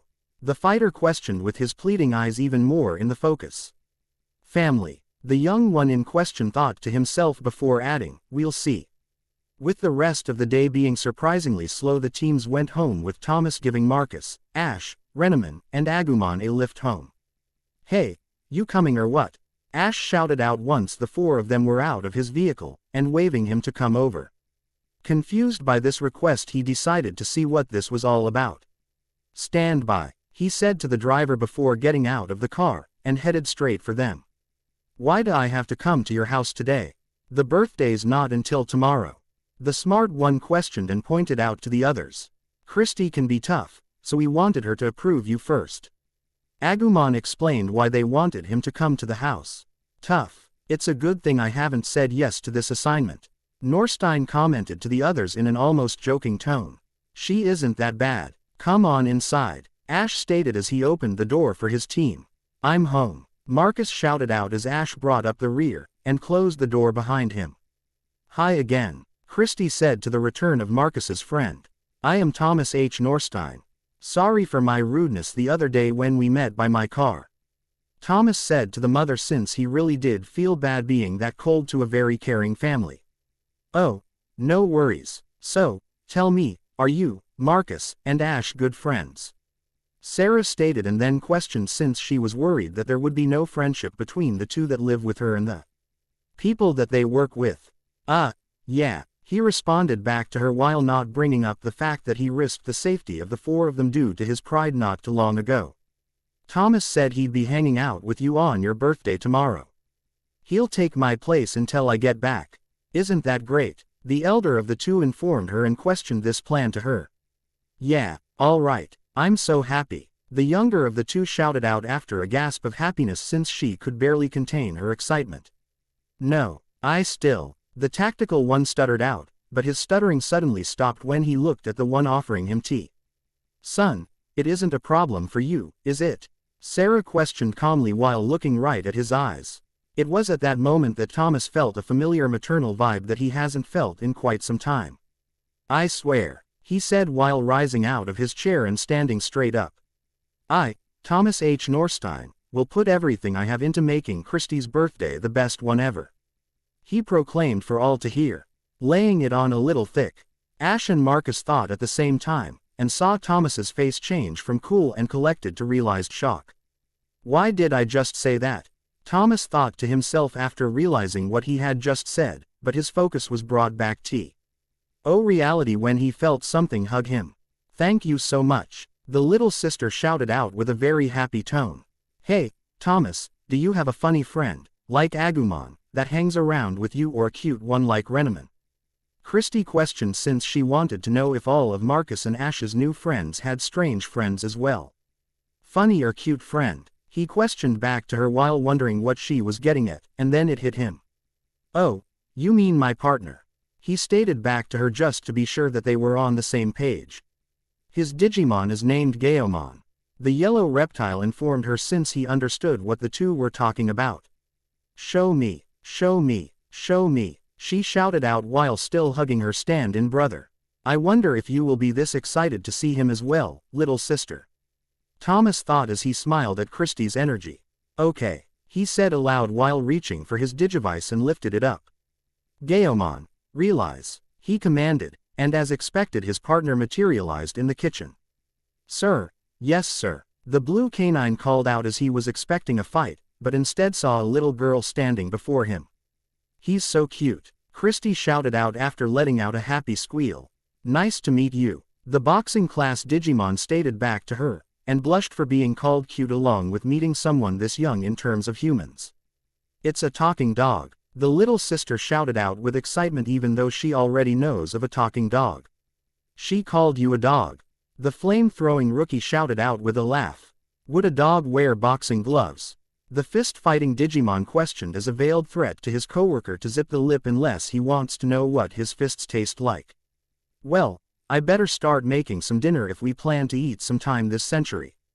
Sarah pointed out as she got up off of her kitchen chair. Then we'll take our leave of you now, Norstein said back to her with a smile, and they were about to do so until the smallest of the room spoke. No, stay and eat dinner with us, Thomas. Christy pleaded to him, wishing for him to stay a bit longer. Thanks, but I still have some work to do back at the blonde-haired one said back to her, but was cut off by the mother. Nonsense. Don't be shy, please, stay and eat with us, Sarah said to them while once again giving off those maternal vibes. Well, sure, he responded, and with that they got ready for dinner, but since the Damons didn't have that many chairs and no table leaves, Ash and Renneman volunteered to sit a simple square-shaped card table. Here, Gaomon, open wide. Ah, Christy shouted out as she was trying to feed the new dog in the house. Unknown to her was the glare Renneman was giving off until she saw, through the corner of her eye, Ash offering her a piece of food. You seemed angry that Gaomon was getting all of the attention, so here. Ash offered to her, and she felt a blush creep onto her face just as Gaomon's blush never left his. She did like the offer, but rather than accepting it she took a piece of food from her plate and offered it to him. Only if you have this, she offered to him, and could clearly see a blush forming on his face. Okay, he muttered with a small stutter in his voice. As the two exchanged food they were unaware that the smart one was taking in his surroundings. Hey, Agumon, you took my share again. The human of the fighting duo called out once he saw that his supply of food was already gone. Not me, boss, Agumon said back while trying to play innocent with his mouth still full of food. Quite a lively dinner table, and sub-dinner table they have. Thomas thought as he observed everyone around him, and that is when he spotted something on the far wall. A pair of pictures, one of a young Ash and his mom and dad along with a young Damon family in the other photo. Everyone stopped what they were doing and looked at the one that was in his own little world. Thomas, Marcus shouted out since he wanted to have his friend join them back in this meal. Anything wrong with the food? He offered to his friend once he saw that his fellow world savior was back with them. If you want, I could make you something else, Sarah offered to the guest in a concerned tone since she did not want him to feel obligated to have this food if he didn't like it. That's not it at all, he said back to her before adding, I'm just. He stopped to see that everyone's eyes were trained on him. You see, I've just grown accustomed to eating alone, that's all. He explained to them, and then felt the mood change from fun and happy to glum and very sad. He desi. Dead to leave, we have to be going now. Thank you for the meal. Let's go Gaomon, the smart one stated in a very melancholy tone as he slowly walked away from the table. Sir, yes sir, the canine rookie stated as he was relieved to leave this girl that was making him feel awkward. Huh, the group questioned aloud as they watched him leave them. Agumon, Marcus go with him. Try to see what's up. Renneman and I will help with the cleanup, Ash stated to his fellow DATS workers who nodded and headed out to the limo. Hey, Thomas, the brawler quietly called out from the outside of the vehicle, and waited for the window to roll down. Don't worry, Marcus, I will keep my promise to your family tomorrow. I will be at Christie's birthday, Thomas stated with absolute certainty before driving away. This change from cautious to dedicated confused both of them. What happened to him, I wonder? Marcus thought out loud before going back inside, and helped with the straightening up. Anything? Ash questioned as he and Marcus got the dishes off of the main table. Nothing. Just said he'd be here for the party, Marcus answered back. Unknown to them Thomas was already working on a plan for the birthday girl. 10 a.m. Meet with Damon family. 12 p.m. Have lunch at the hotel's top floor restaurant. 1 p.m. After that stop for a birthday present at the hotel gift shop. 2 p.m. Stroll through the Japanese garden. 2:30 p.m. and arrange for everyone to have afternoon tea together. 3 p.m. Horseback riding at the Equestria Club. 6 p.m. Take Marcus's family out to dinner at the best French restaurant in town.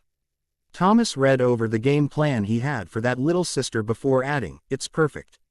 The most well-planned birthday ever. I'll call it Christie's magnificent birthday plan. With that all planned out, he decided to finally get some sleep since he wanted to be well rested so he could see the smile on her face when his plan went off without a hitch. Good morning, Ash, Renneman stated as the two were in the kitchen at 5 a.m. enjoying some orange juice, scrambled eggs, and toast. Good morning, Renneman, the raven-haired youth said back to her with a smile on his face. As the two sat together they enjoyed this moment of peace and serenity. So, you probably want to tail him later today, the yellow-furred creature questioned to him since she already knew the answer. Yeah, I just want to keep her safe. So far the people that work at DATS seem to attract Digimon wherever we go, and I don't want Christy to be caught in the middle of one of our battles. He explained to her before adding, besides, this gives me the best opportunity to use a new hologram feature I put into the belt. This got her interested in his plan. Can't wait to try it out, she responded, and not too long after that the others of the house came down for breakfast. A few hours after that 3 of them were waiting outside while the other 2 remained indoors. He's late, and he's going to make me late for school, Marcus griped, even though this day is for those that want to make up tests, and those that don't have the day off. Kinda wish Agumon knew a thing or two about school, Damon thought, since he often saw the fox helping out her partner with his homework, and at that time he heard a vehicle approaching. Finally, here he comes, Marcus informed the others. You're late, pal, he said to the car in a tone that did not mask his anger and aggravation at all. Trying to impress just a little too much. Renneman, who was standing on the roof, thought as she saw Thomas standing outside of the limo in a pure white suit and a bouquet of flowers in hand. Happy birthday, Christy, and many happy returns, Thomas said while kneeling to the young one and gave her the bouquet of flowers. Oh, thank you, she said as she happily accepted the flowers from him. I promise you that today will be the best birthday you've ever had, and you'll remember it for the rest of your life, Norstein informed her with absolute certainty in his voice. I can't wait, Thomas, the birthday girl said with a smile. You're a very special person, Thomas. We leave ourselves in your capable hands, Sarah informed him, and she was sure that he would keep them both safe. I've planned the whole day, he said to the mother before her before placing his hand behind his back and cleared his throat. The chauffeur understood and grabbed the second bouquet of flowers from the limo. By the way, Sarah, these are for you, he stated after feeling the package in hand and presented them to her. A bouquet that was even larger than her daughter's bouquet. What, you're so sweet, and it's not even my birthday, she said to him with the last part being in a joking tone. This is my thanks for dinner yesterday, Thomas informed her, and the son could almost feel where this was going. If you give me flowers, you're toast. Boy, when you do something, you do it, the older of the 2 siblings stated, since he could not believe that his fellow worker was this thorough. For a simple birthday party. I told you before, I am the master of the well-laid plan, the strategist said back and felt rather proud of that title. What a guy, the brown-haired youth said in a very sarcastic tone. Marcus, a voice shouted out, causing the man in question to turn to the voice. School, you're going to be late if you don't get a move on right now, Sarah informed her boy as she pointed to the watch on her left wrist. Oh, I gotta go, the fighter stated as he remembered why this was all going down in the first place. Hey, thanks again, Thomas. I'm off to take that stupid makeup exam. I'm gonna ace it, he said to his fellow fighter and friend while offering his fist to him. That's the spirit, the white-outfitted warrior replied back and returned the fist pump. See ya, the older brother stated as he walked off to school, and left his family in Thomas's trusting hands. Okay, Christy, time to put your birthday plan into action. First, a trip to hotel's restaurant, the planner informed her, but was cut off by the birthday girl herself. I have other places I want to go, Christy said to him with a smile on her face. Please, she added and put on her cutest face that she could. Yeah, sure, it's your birthday, so we can do whatever you want, Thomas said as he resigned himself to her cute face. Yay, Christy shouted out and began praising that today was her birthday while her stand-in brother had other thoughts running through him. My schedule is already in ruins. I didn't factor this into my calculations, Thomas thought to himself before getting his focus back, and escorted them into his limo. Once they started to roll out, Renneman disappeared from the roof, and reappeared in his room. They are on the move, the yellow vixen informed him as soon as she was visible. Then so are we, Ash said back to her before adding, but first put on the belt. I added another setting into it. She took the object, put it on, and another form stood there. It possessed red and silver shoes, blue jeans, blue and white shirt with a heart on it, purple wristbands, and her blonde hair being held back by a black and white scrunchie. This might be more useful than that biker look, the yellow-furred one said to him as she looked at her more human form. With her new skin in play, the two of them headed out, but not before locking the door for a bit of security. Let's follow by the rooftops, Ash suggested to her, and that is what they did. The human was grateful that their neck of the woods had buildings so close to each other, as did the small section Christie was taking them through. Make a right, then hang a left at the second corner, Christie instructed the driver as she watched over his shoulders to make sure that they were going where she was hoping to go.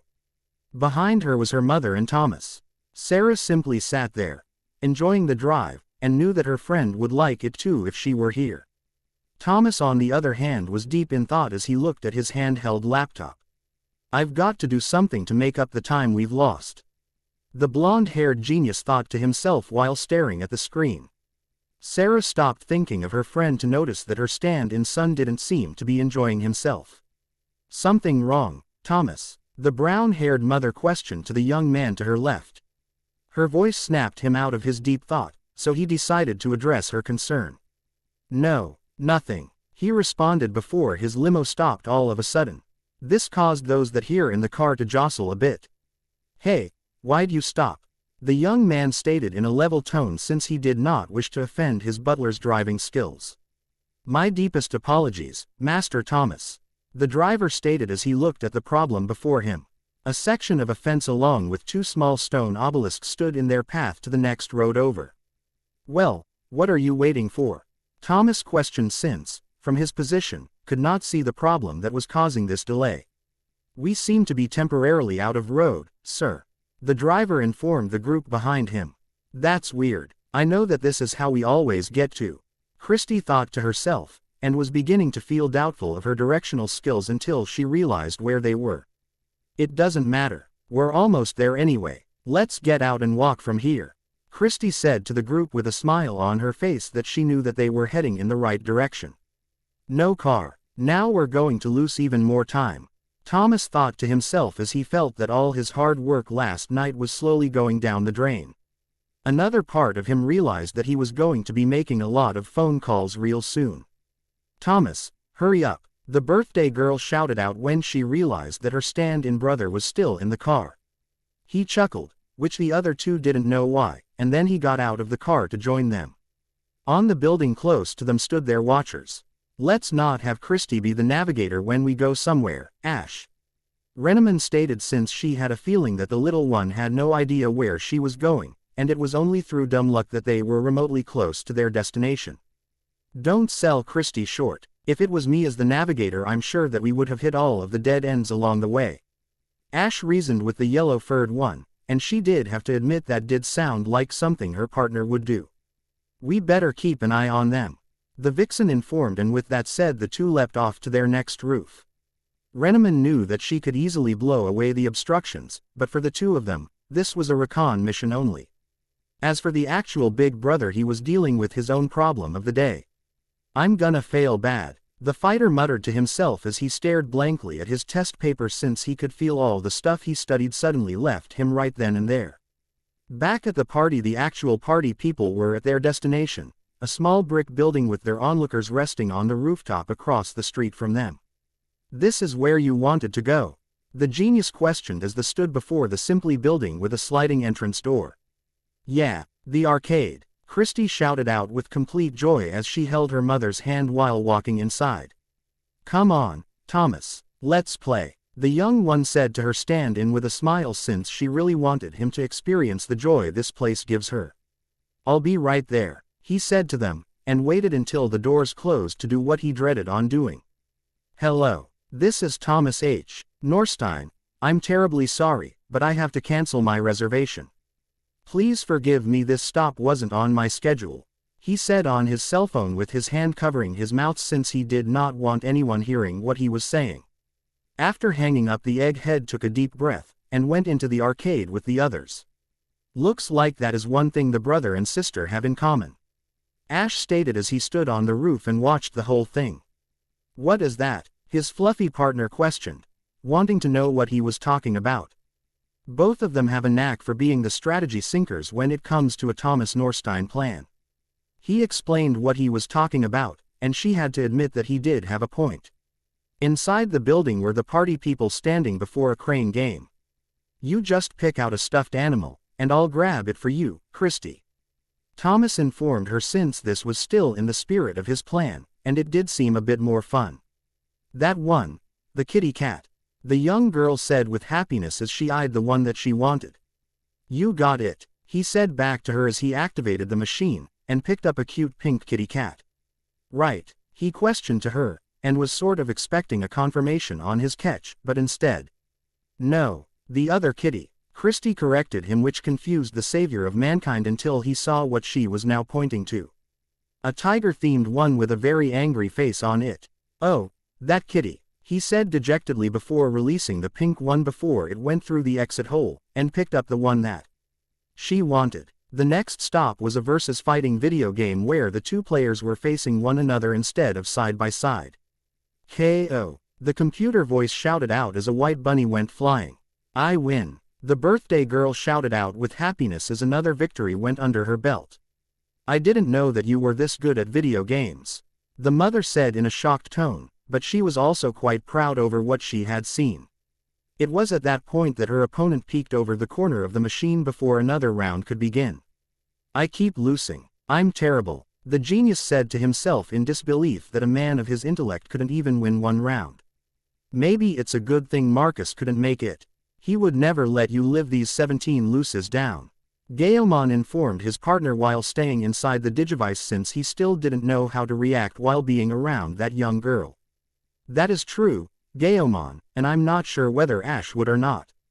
Norstein stated to his digital dog while believing that if this was Punch-Out or something similar to that style of game then he would have won at least a couple of them. As for Marcus, he was still in school, only this time staring out the window, lost in one simple thought. I wonder how Thomas is doing with Christy. The brawler thought since that was the only thing on his mind, not the test. Something then struck his forehead causing him to get back on track. Damon, eyes on your paper. The teacher, that threw the chalk, instructed to the daydreamer after seeing that it connected to his target. Yes, sir, the student answered back, and went back to the test that he was certain he was going to fail at. The watchers were seeing that the three were coming back out.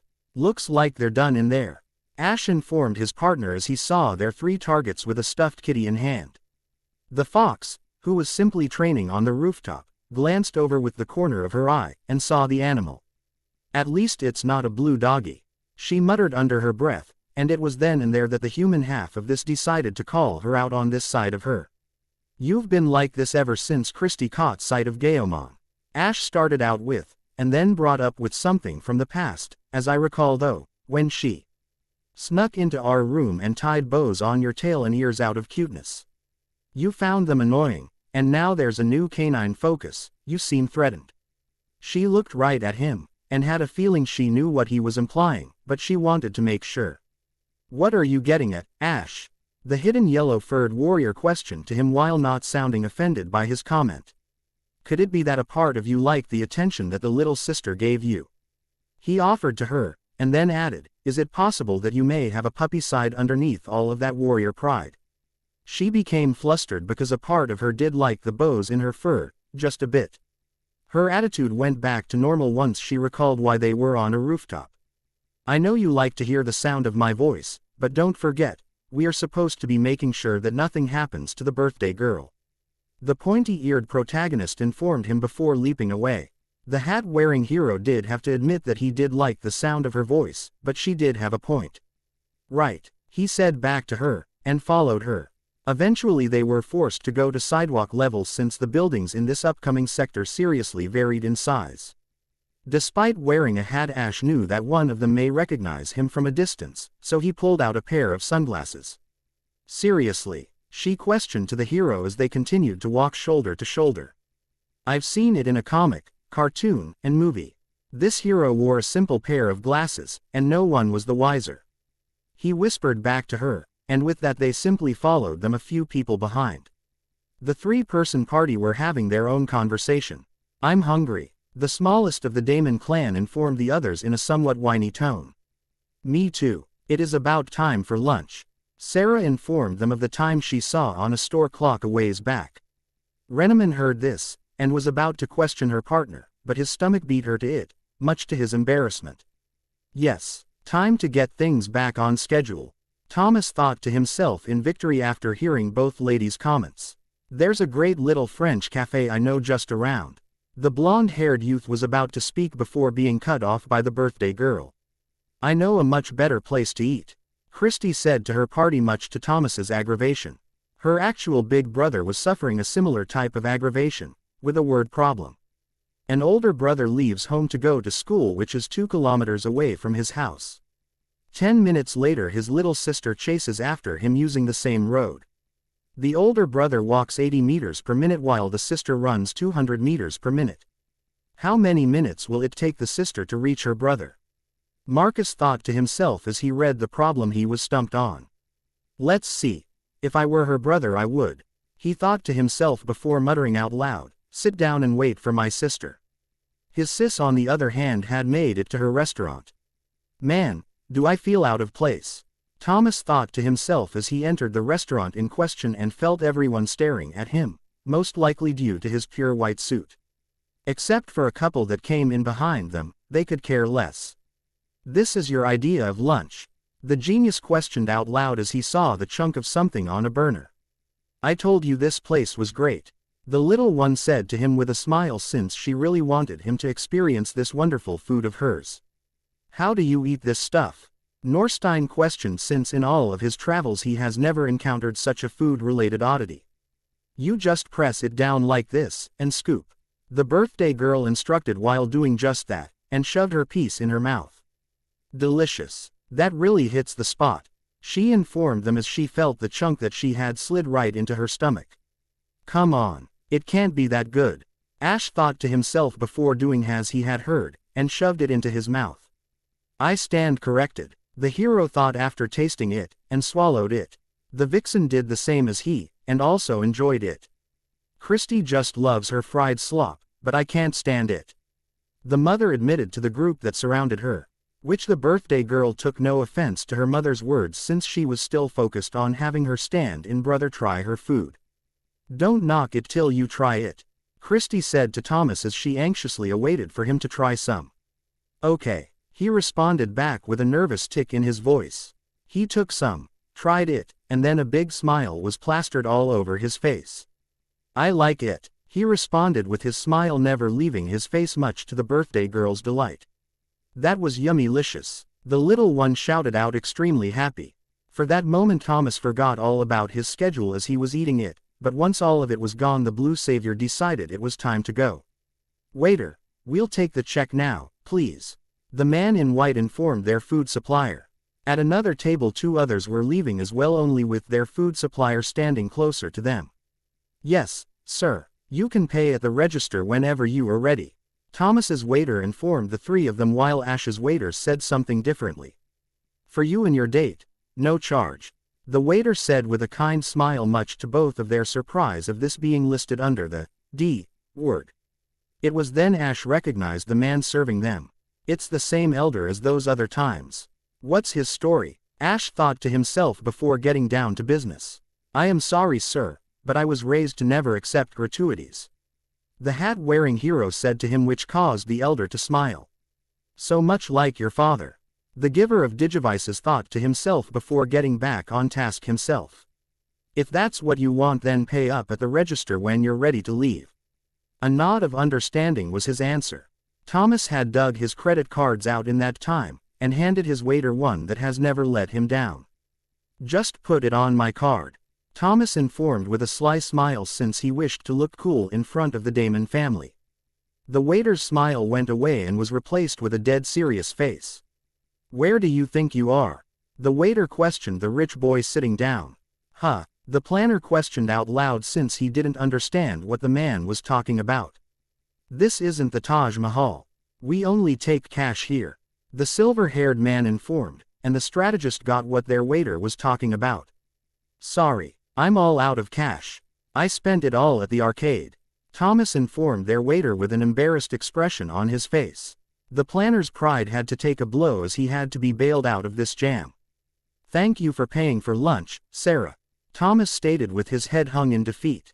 Oh, don't worry, it's the least I could do since you planned such a magnificent birthday for Christy, Sarah said back, letting him know that she saw what he was doing with his pocket laptop, and she knew what was on it. Some plan. We haven't done one magnificent thing yet, Thomas thought with his head still hung low. I must recover somehow. Get us back on schedule. He added to his first thought as his resolve to make this the best day ever was slowly returning to him. Sarah on the other hand was thinking of something as well. Was that really Homer Yushima talking to Ash? Is he still protecting our world at his age? Sarah thought since as they were leaving she could have sworn that she saw her old friend along with Ash in that restaurant. The mother's thoughts were cut short when she looked over and saw that Thomas had stopped moving and was standing upright. Well, Christy, if there's any other place you want to go, now's the time to request it, Thomas informed and offered to the girl beside her since this was her special day. I know, I want to see fireworks. Ones that go, boom, with green and orange lights. Christy informed him, causing the planner to think about it for a moment, and remember something he saw while looking at all of the other places. Wherever you plan on taking us, Thomas, let's go on ahead, but maybe we should ask our tag-alongs to come with us, Sarah offered to the others, which confused the savior and the birthday girl. Coming over to them was a blonde-haired girl and a familiar hat-wearing human. Looks like your disguise wasn't so foolproof after all, Renneman muttered to her partner as they got close to them. My apologies, Sarah, but Ash and I thought it best to keep an eye on you since us being part of the Digimon Data Squad. Trouble seems to follow us. Thought it best to keep you all safe, the one with blonde hair informed her with a bow of forgiveness. Think nothing of it, Rena. Come on, let's go, the mother said and headed out with the others right behind her. Eventually they all stood before something they didn't know Thomas knew about. An amusement park. Ash questioned the back of his head in confusion. Didn't really feel like something Thomas would do. Cool, Christy said out loud as she gawked at all of the rides that rested on the other side of the wall. Norstein did have this as an option, a fallback in case something were to happen, since the fireworks did sound like a good closer to any day. They have a spectacular fireworks show here every single night. The planner informed them that this was the perfect place to fulfill the birthday girl's desire. Really? The youngest of them questioned as she was desperately trying to hold in her glee about this part of her day. Why don't we go see some attractions and go on some rides before they start? The thinker suggested to them, since this seemed like a good place to kill time before that part of the festivities began. Yeah, the four others shouted out and headed on in. Once inside they rode the roller coaster, spent time at the teacup ride, a haunted house spooked Thomas a little, went on a merry-go-round, with Ash and Renneman sitting in a chariot, had some ice cream, with the birthday girl having quite a bit on such a small cone, and rode the Ferris wheel to get a better view of the fireworks. It feels good to see the real me, Renneman thought once they were inside their sphere and she powered down her disguise. The girls sat on one side, Renneman, Sarah, and Christy, while Thomas and Ash sat on the other side. Just to make sure you aren't spotted by any peepers above us, here, the raven-haired youth said as he offered his hat to her. She accepted it, and gently placed it on her head, which the other two ladies liked it on her as mock as on Ash's head. Thank you, she responded to him, and could not shake the word back there, since this felt kind of right, and on the lines of that particular word. The vixen's worry was shelved once she heard the youngest of them speak. Wow, pretty. You can see the whole town. I think I can see our house from here. Look, Mom, is that it? Christy stated in an overjoyed tone while looking out her window. Let's see, Sarah said to her beloved daughter and looked over her shoulder. At that moment Ketchum caught that same vibe as back at supper from Thomas. Only this time could see a very painful gleam in his eye. Something seriously wrong must have happened, Ketchum thought to himself, but decided not to pry. If he wanted them to know of it, he would tell the others. Thomas, Christy questioned, which caused the man in question to get out of his thoughts, and look around and saw that the others were giving him worried looks. Are you okay? You look so sad. Are you not having fun? The birthday girl questioned to her stand-in brother, who genuinely smiled back at her since he appreciated that she cared about him even though they have barely interacted at all. On the contrary, I can't remember the last time I have had this much fun, the planner admitted to the others. At that moment several flashes of light were seen at the ground below, causing the five to look at it. Fireworks? Ash questioned before looking at his watch, and added, they started early. Thomas and Renneman scanned the explosions and saw a rather large figure near the blasts. Not exactly, Ash, the fluffy one commented to her partner. It's a Digimon. Thomas stated the rest for her, causing him to get on the defensive since this area is crawling with civilians. Ash pulled out his Digidex and scanned their enemy. Citraman, a champion-level Digimon, special attack, Fruit Punch Nova. It is believed to be a subcategory of Bomber Nanomon. The machine informed them which sort of helped out of what that beast is capable of. I'm gonna squeeze ya, like an orange, Citraman shouted out to the civilians at his feet, who were all screaming in fear. Eventually the Ferris wheel came to a stop, and Renneman turned her disguise back on with Thomas leaping out of their car. Thomas, be careful, Sarah warned the youngster. This was one thing she did not like, family and loved ones putting themselves in harm's way. You two need to get out of here. Ash, Renneman, I'm counting on you two to get these two out of the amusement park along with everyone else. The veteran between the two instructed to the two still in the car, and even though the other savior wanted to help, he knew that this was Thomas's fight. No, Thomas, Christy said with fear and worry evident on her face. I'll be fine, don't worry, this is what I do. The blonde-haired one informed her and then ran off. This left the four alone, but none of them had time to waste just staying in there. You heard the man, you three head on out. I have an idea to hopefully get everyone out. Ash informed them, and they leapt out, and headed in the other direction, to the source of the PA system for the whole park. We better get to it, the pointy-eared girl said to the others, completely forgetting that she was still wearing Ash's hat. Reluctantly the two civilians nodded in agreement, and got out, and tried to get as many people along the way. There it is, Ash shouted in joy once he saw the room, and opened it, thankfully unlocked, before getting to the microphone. Ladies and gentlemen of the amusement park, our newest animatronic mascot seems to be going haywire. Please locate the closest exit, and leave carefully. We will give you a full refund for your troubles, and drive safely. Ash said in the microphone before leaving, and knew that Thomas could handle the rest. All my planning for nothing. I'll make that Digimon pay for ruining Christie's birthday. Couldn't he have attacked tomorrow instead? Thomas thought as he raced to a clearing closest to his target. The fruit-themed opponent saw him instantly. Prepare to get juiced, the opponent of the day shouted out to the new challenger. This is going to be tough, the planner said to himself, since there were a lot of structures that could be lost in the fight. Ready when you are, sir, Gaomon informed while still in his digivice, even though he could sense this enemy appear on his own. The human scanned the immediate area, but thanks to Ash's announcement there was no one around, so he went to work. Gaomon, realize, the blonde one shouted out as he held out his device, and in a flash of light his longtime friend and fighting companion appeared.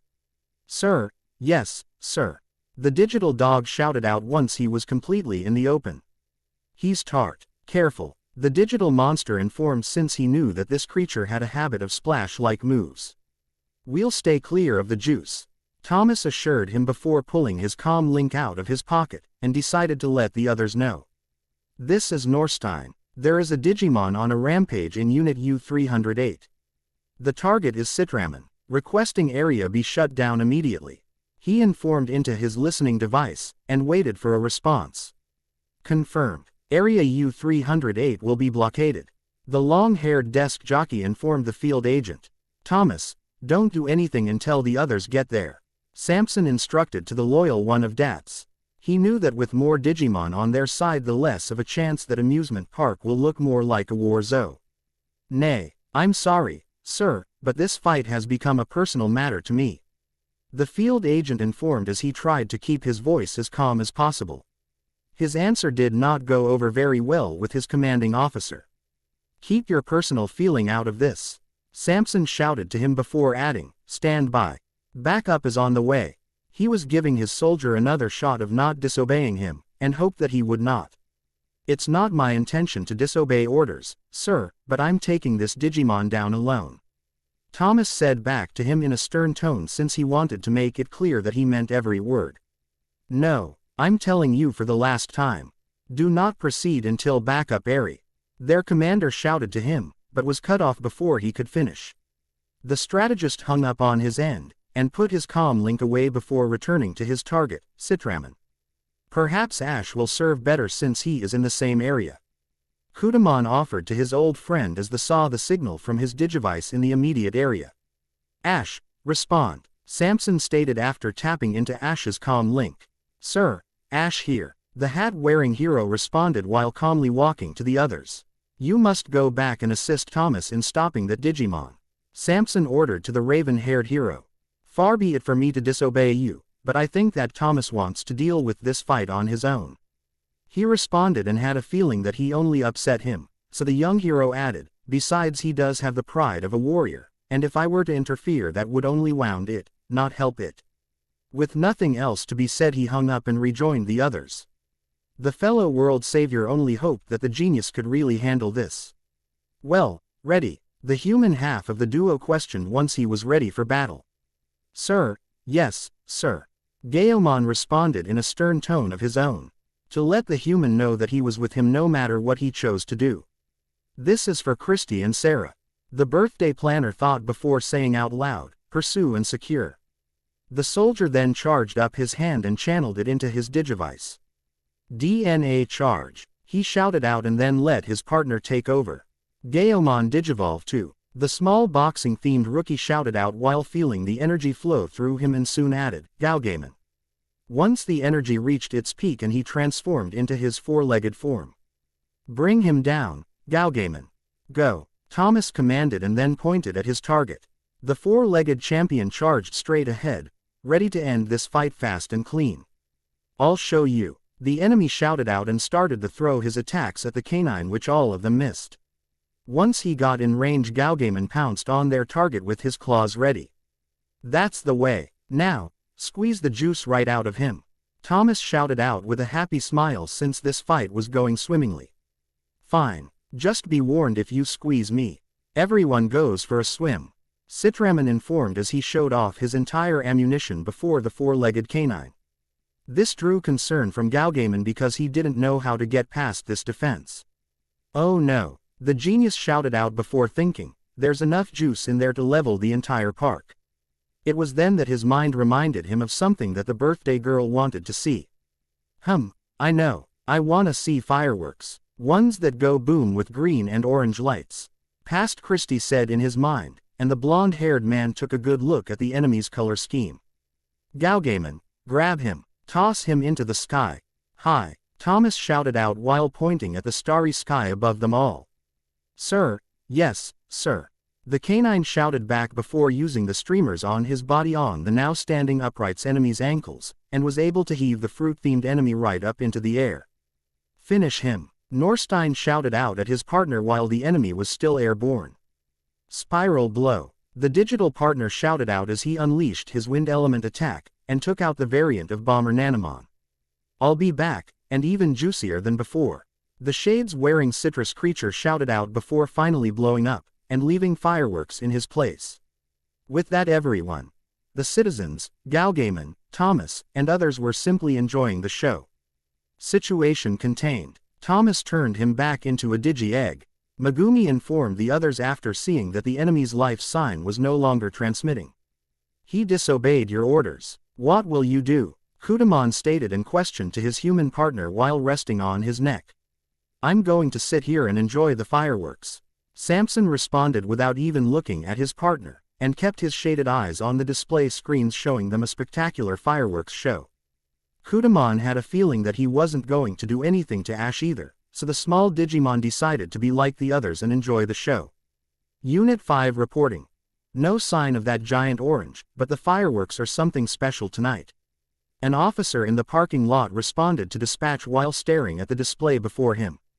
Ash was also in awe at the light show above, but he also knew that there was a digi-egg in plain sight, and that could not stand. Go, the hero muttered under his breath, and the young girl beside him nodded, and jogged away. Once out of view, the fox deactivated her image, disappeared from there, and reappeared in the park. After some searching, she spotted her target, and headed over to it, but also saw Thomas. "Go to the others. I'll take this back to base," she instructed to the smart one. He knew that she had a point, and had a feeling that the little one was going to be very upset that things did not go as planned. The pointy-eared canine took the egg, and raced off back to base.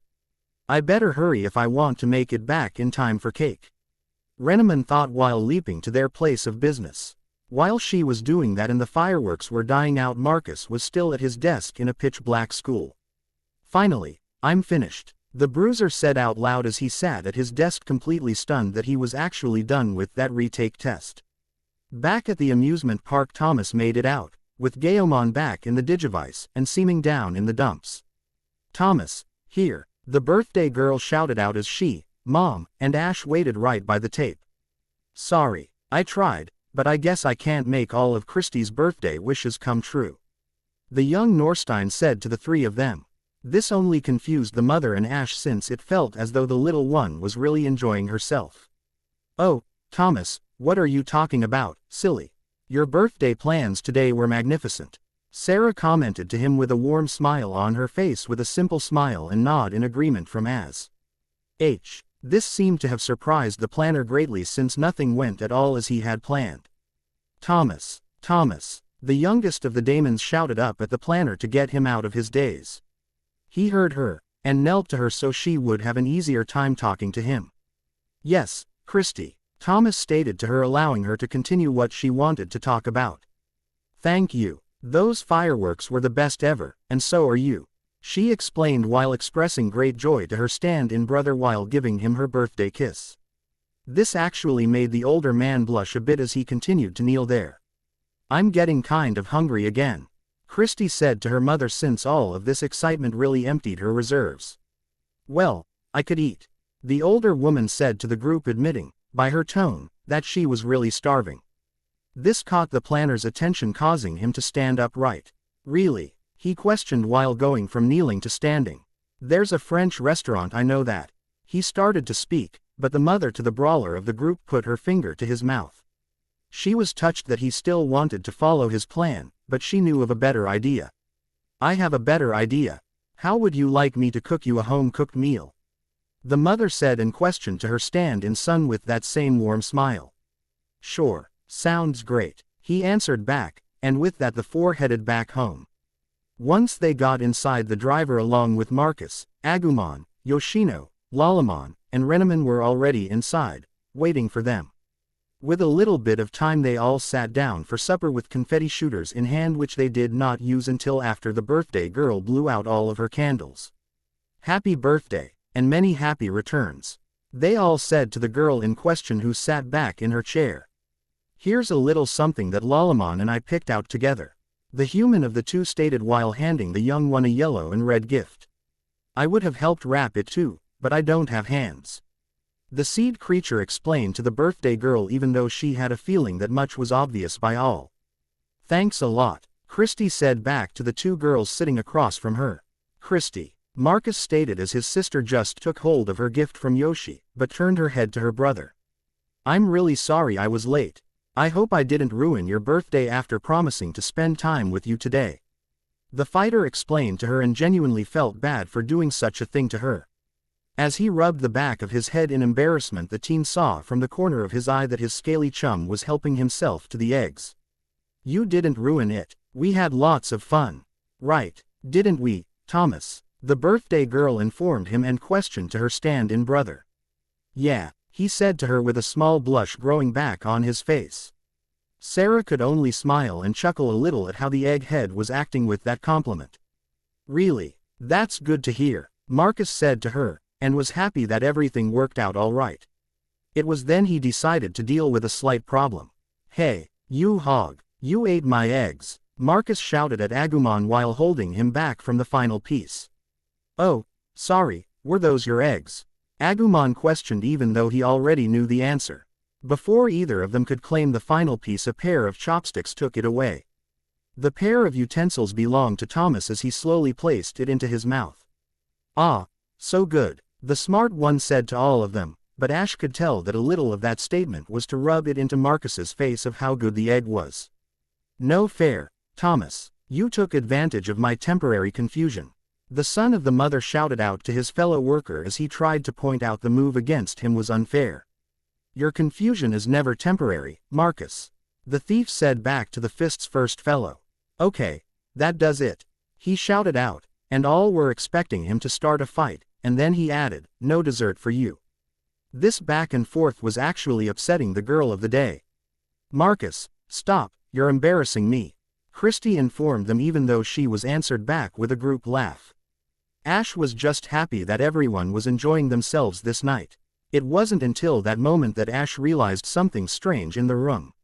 You still have my hat, Renneman, he said to her while seeing the fox creature with his hat on her head. She adjusted it a bit, and looked right at him with a soft smile on her face. Yes, I suppose I am. The yellow-furred one said back and then took it off of her head, and carefully put it back on the proper head. You did look good with it, though. He whispered to that only she could hear him, and he saw a blush before watching the agile one put her game face back on. The end. Thanks for watching. Also remember to subscribe and like this video. See you in the next video.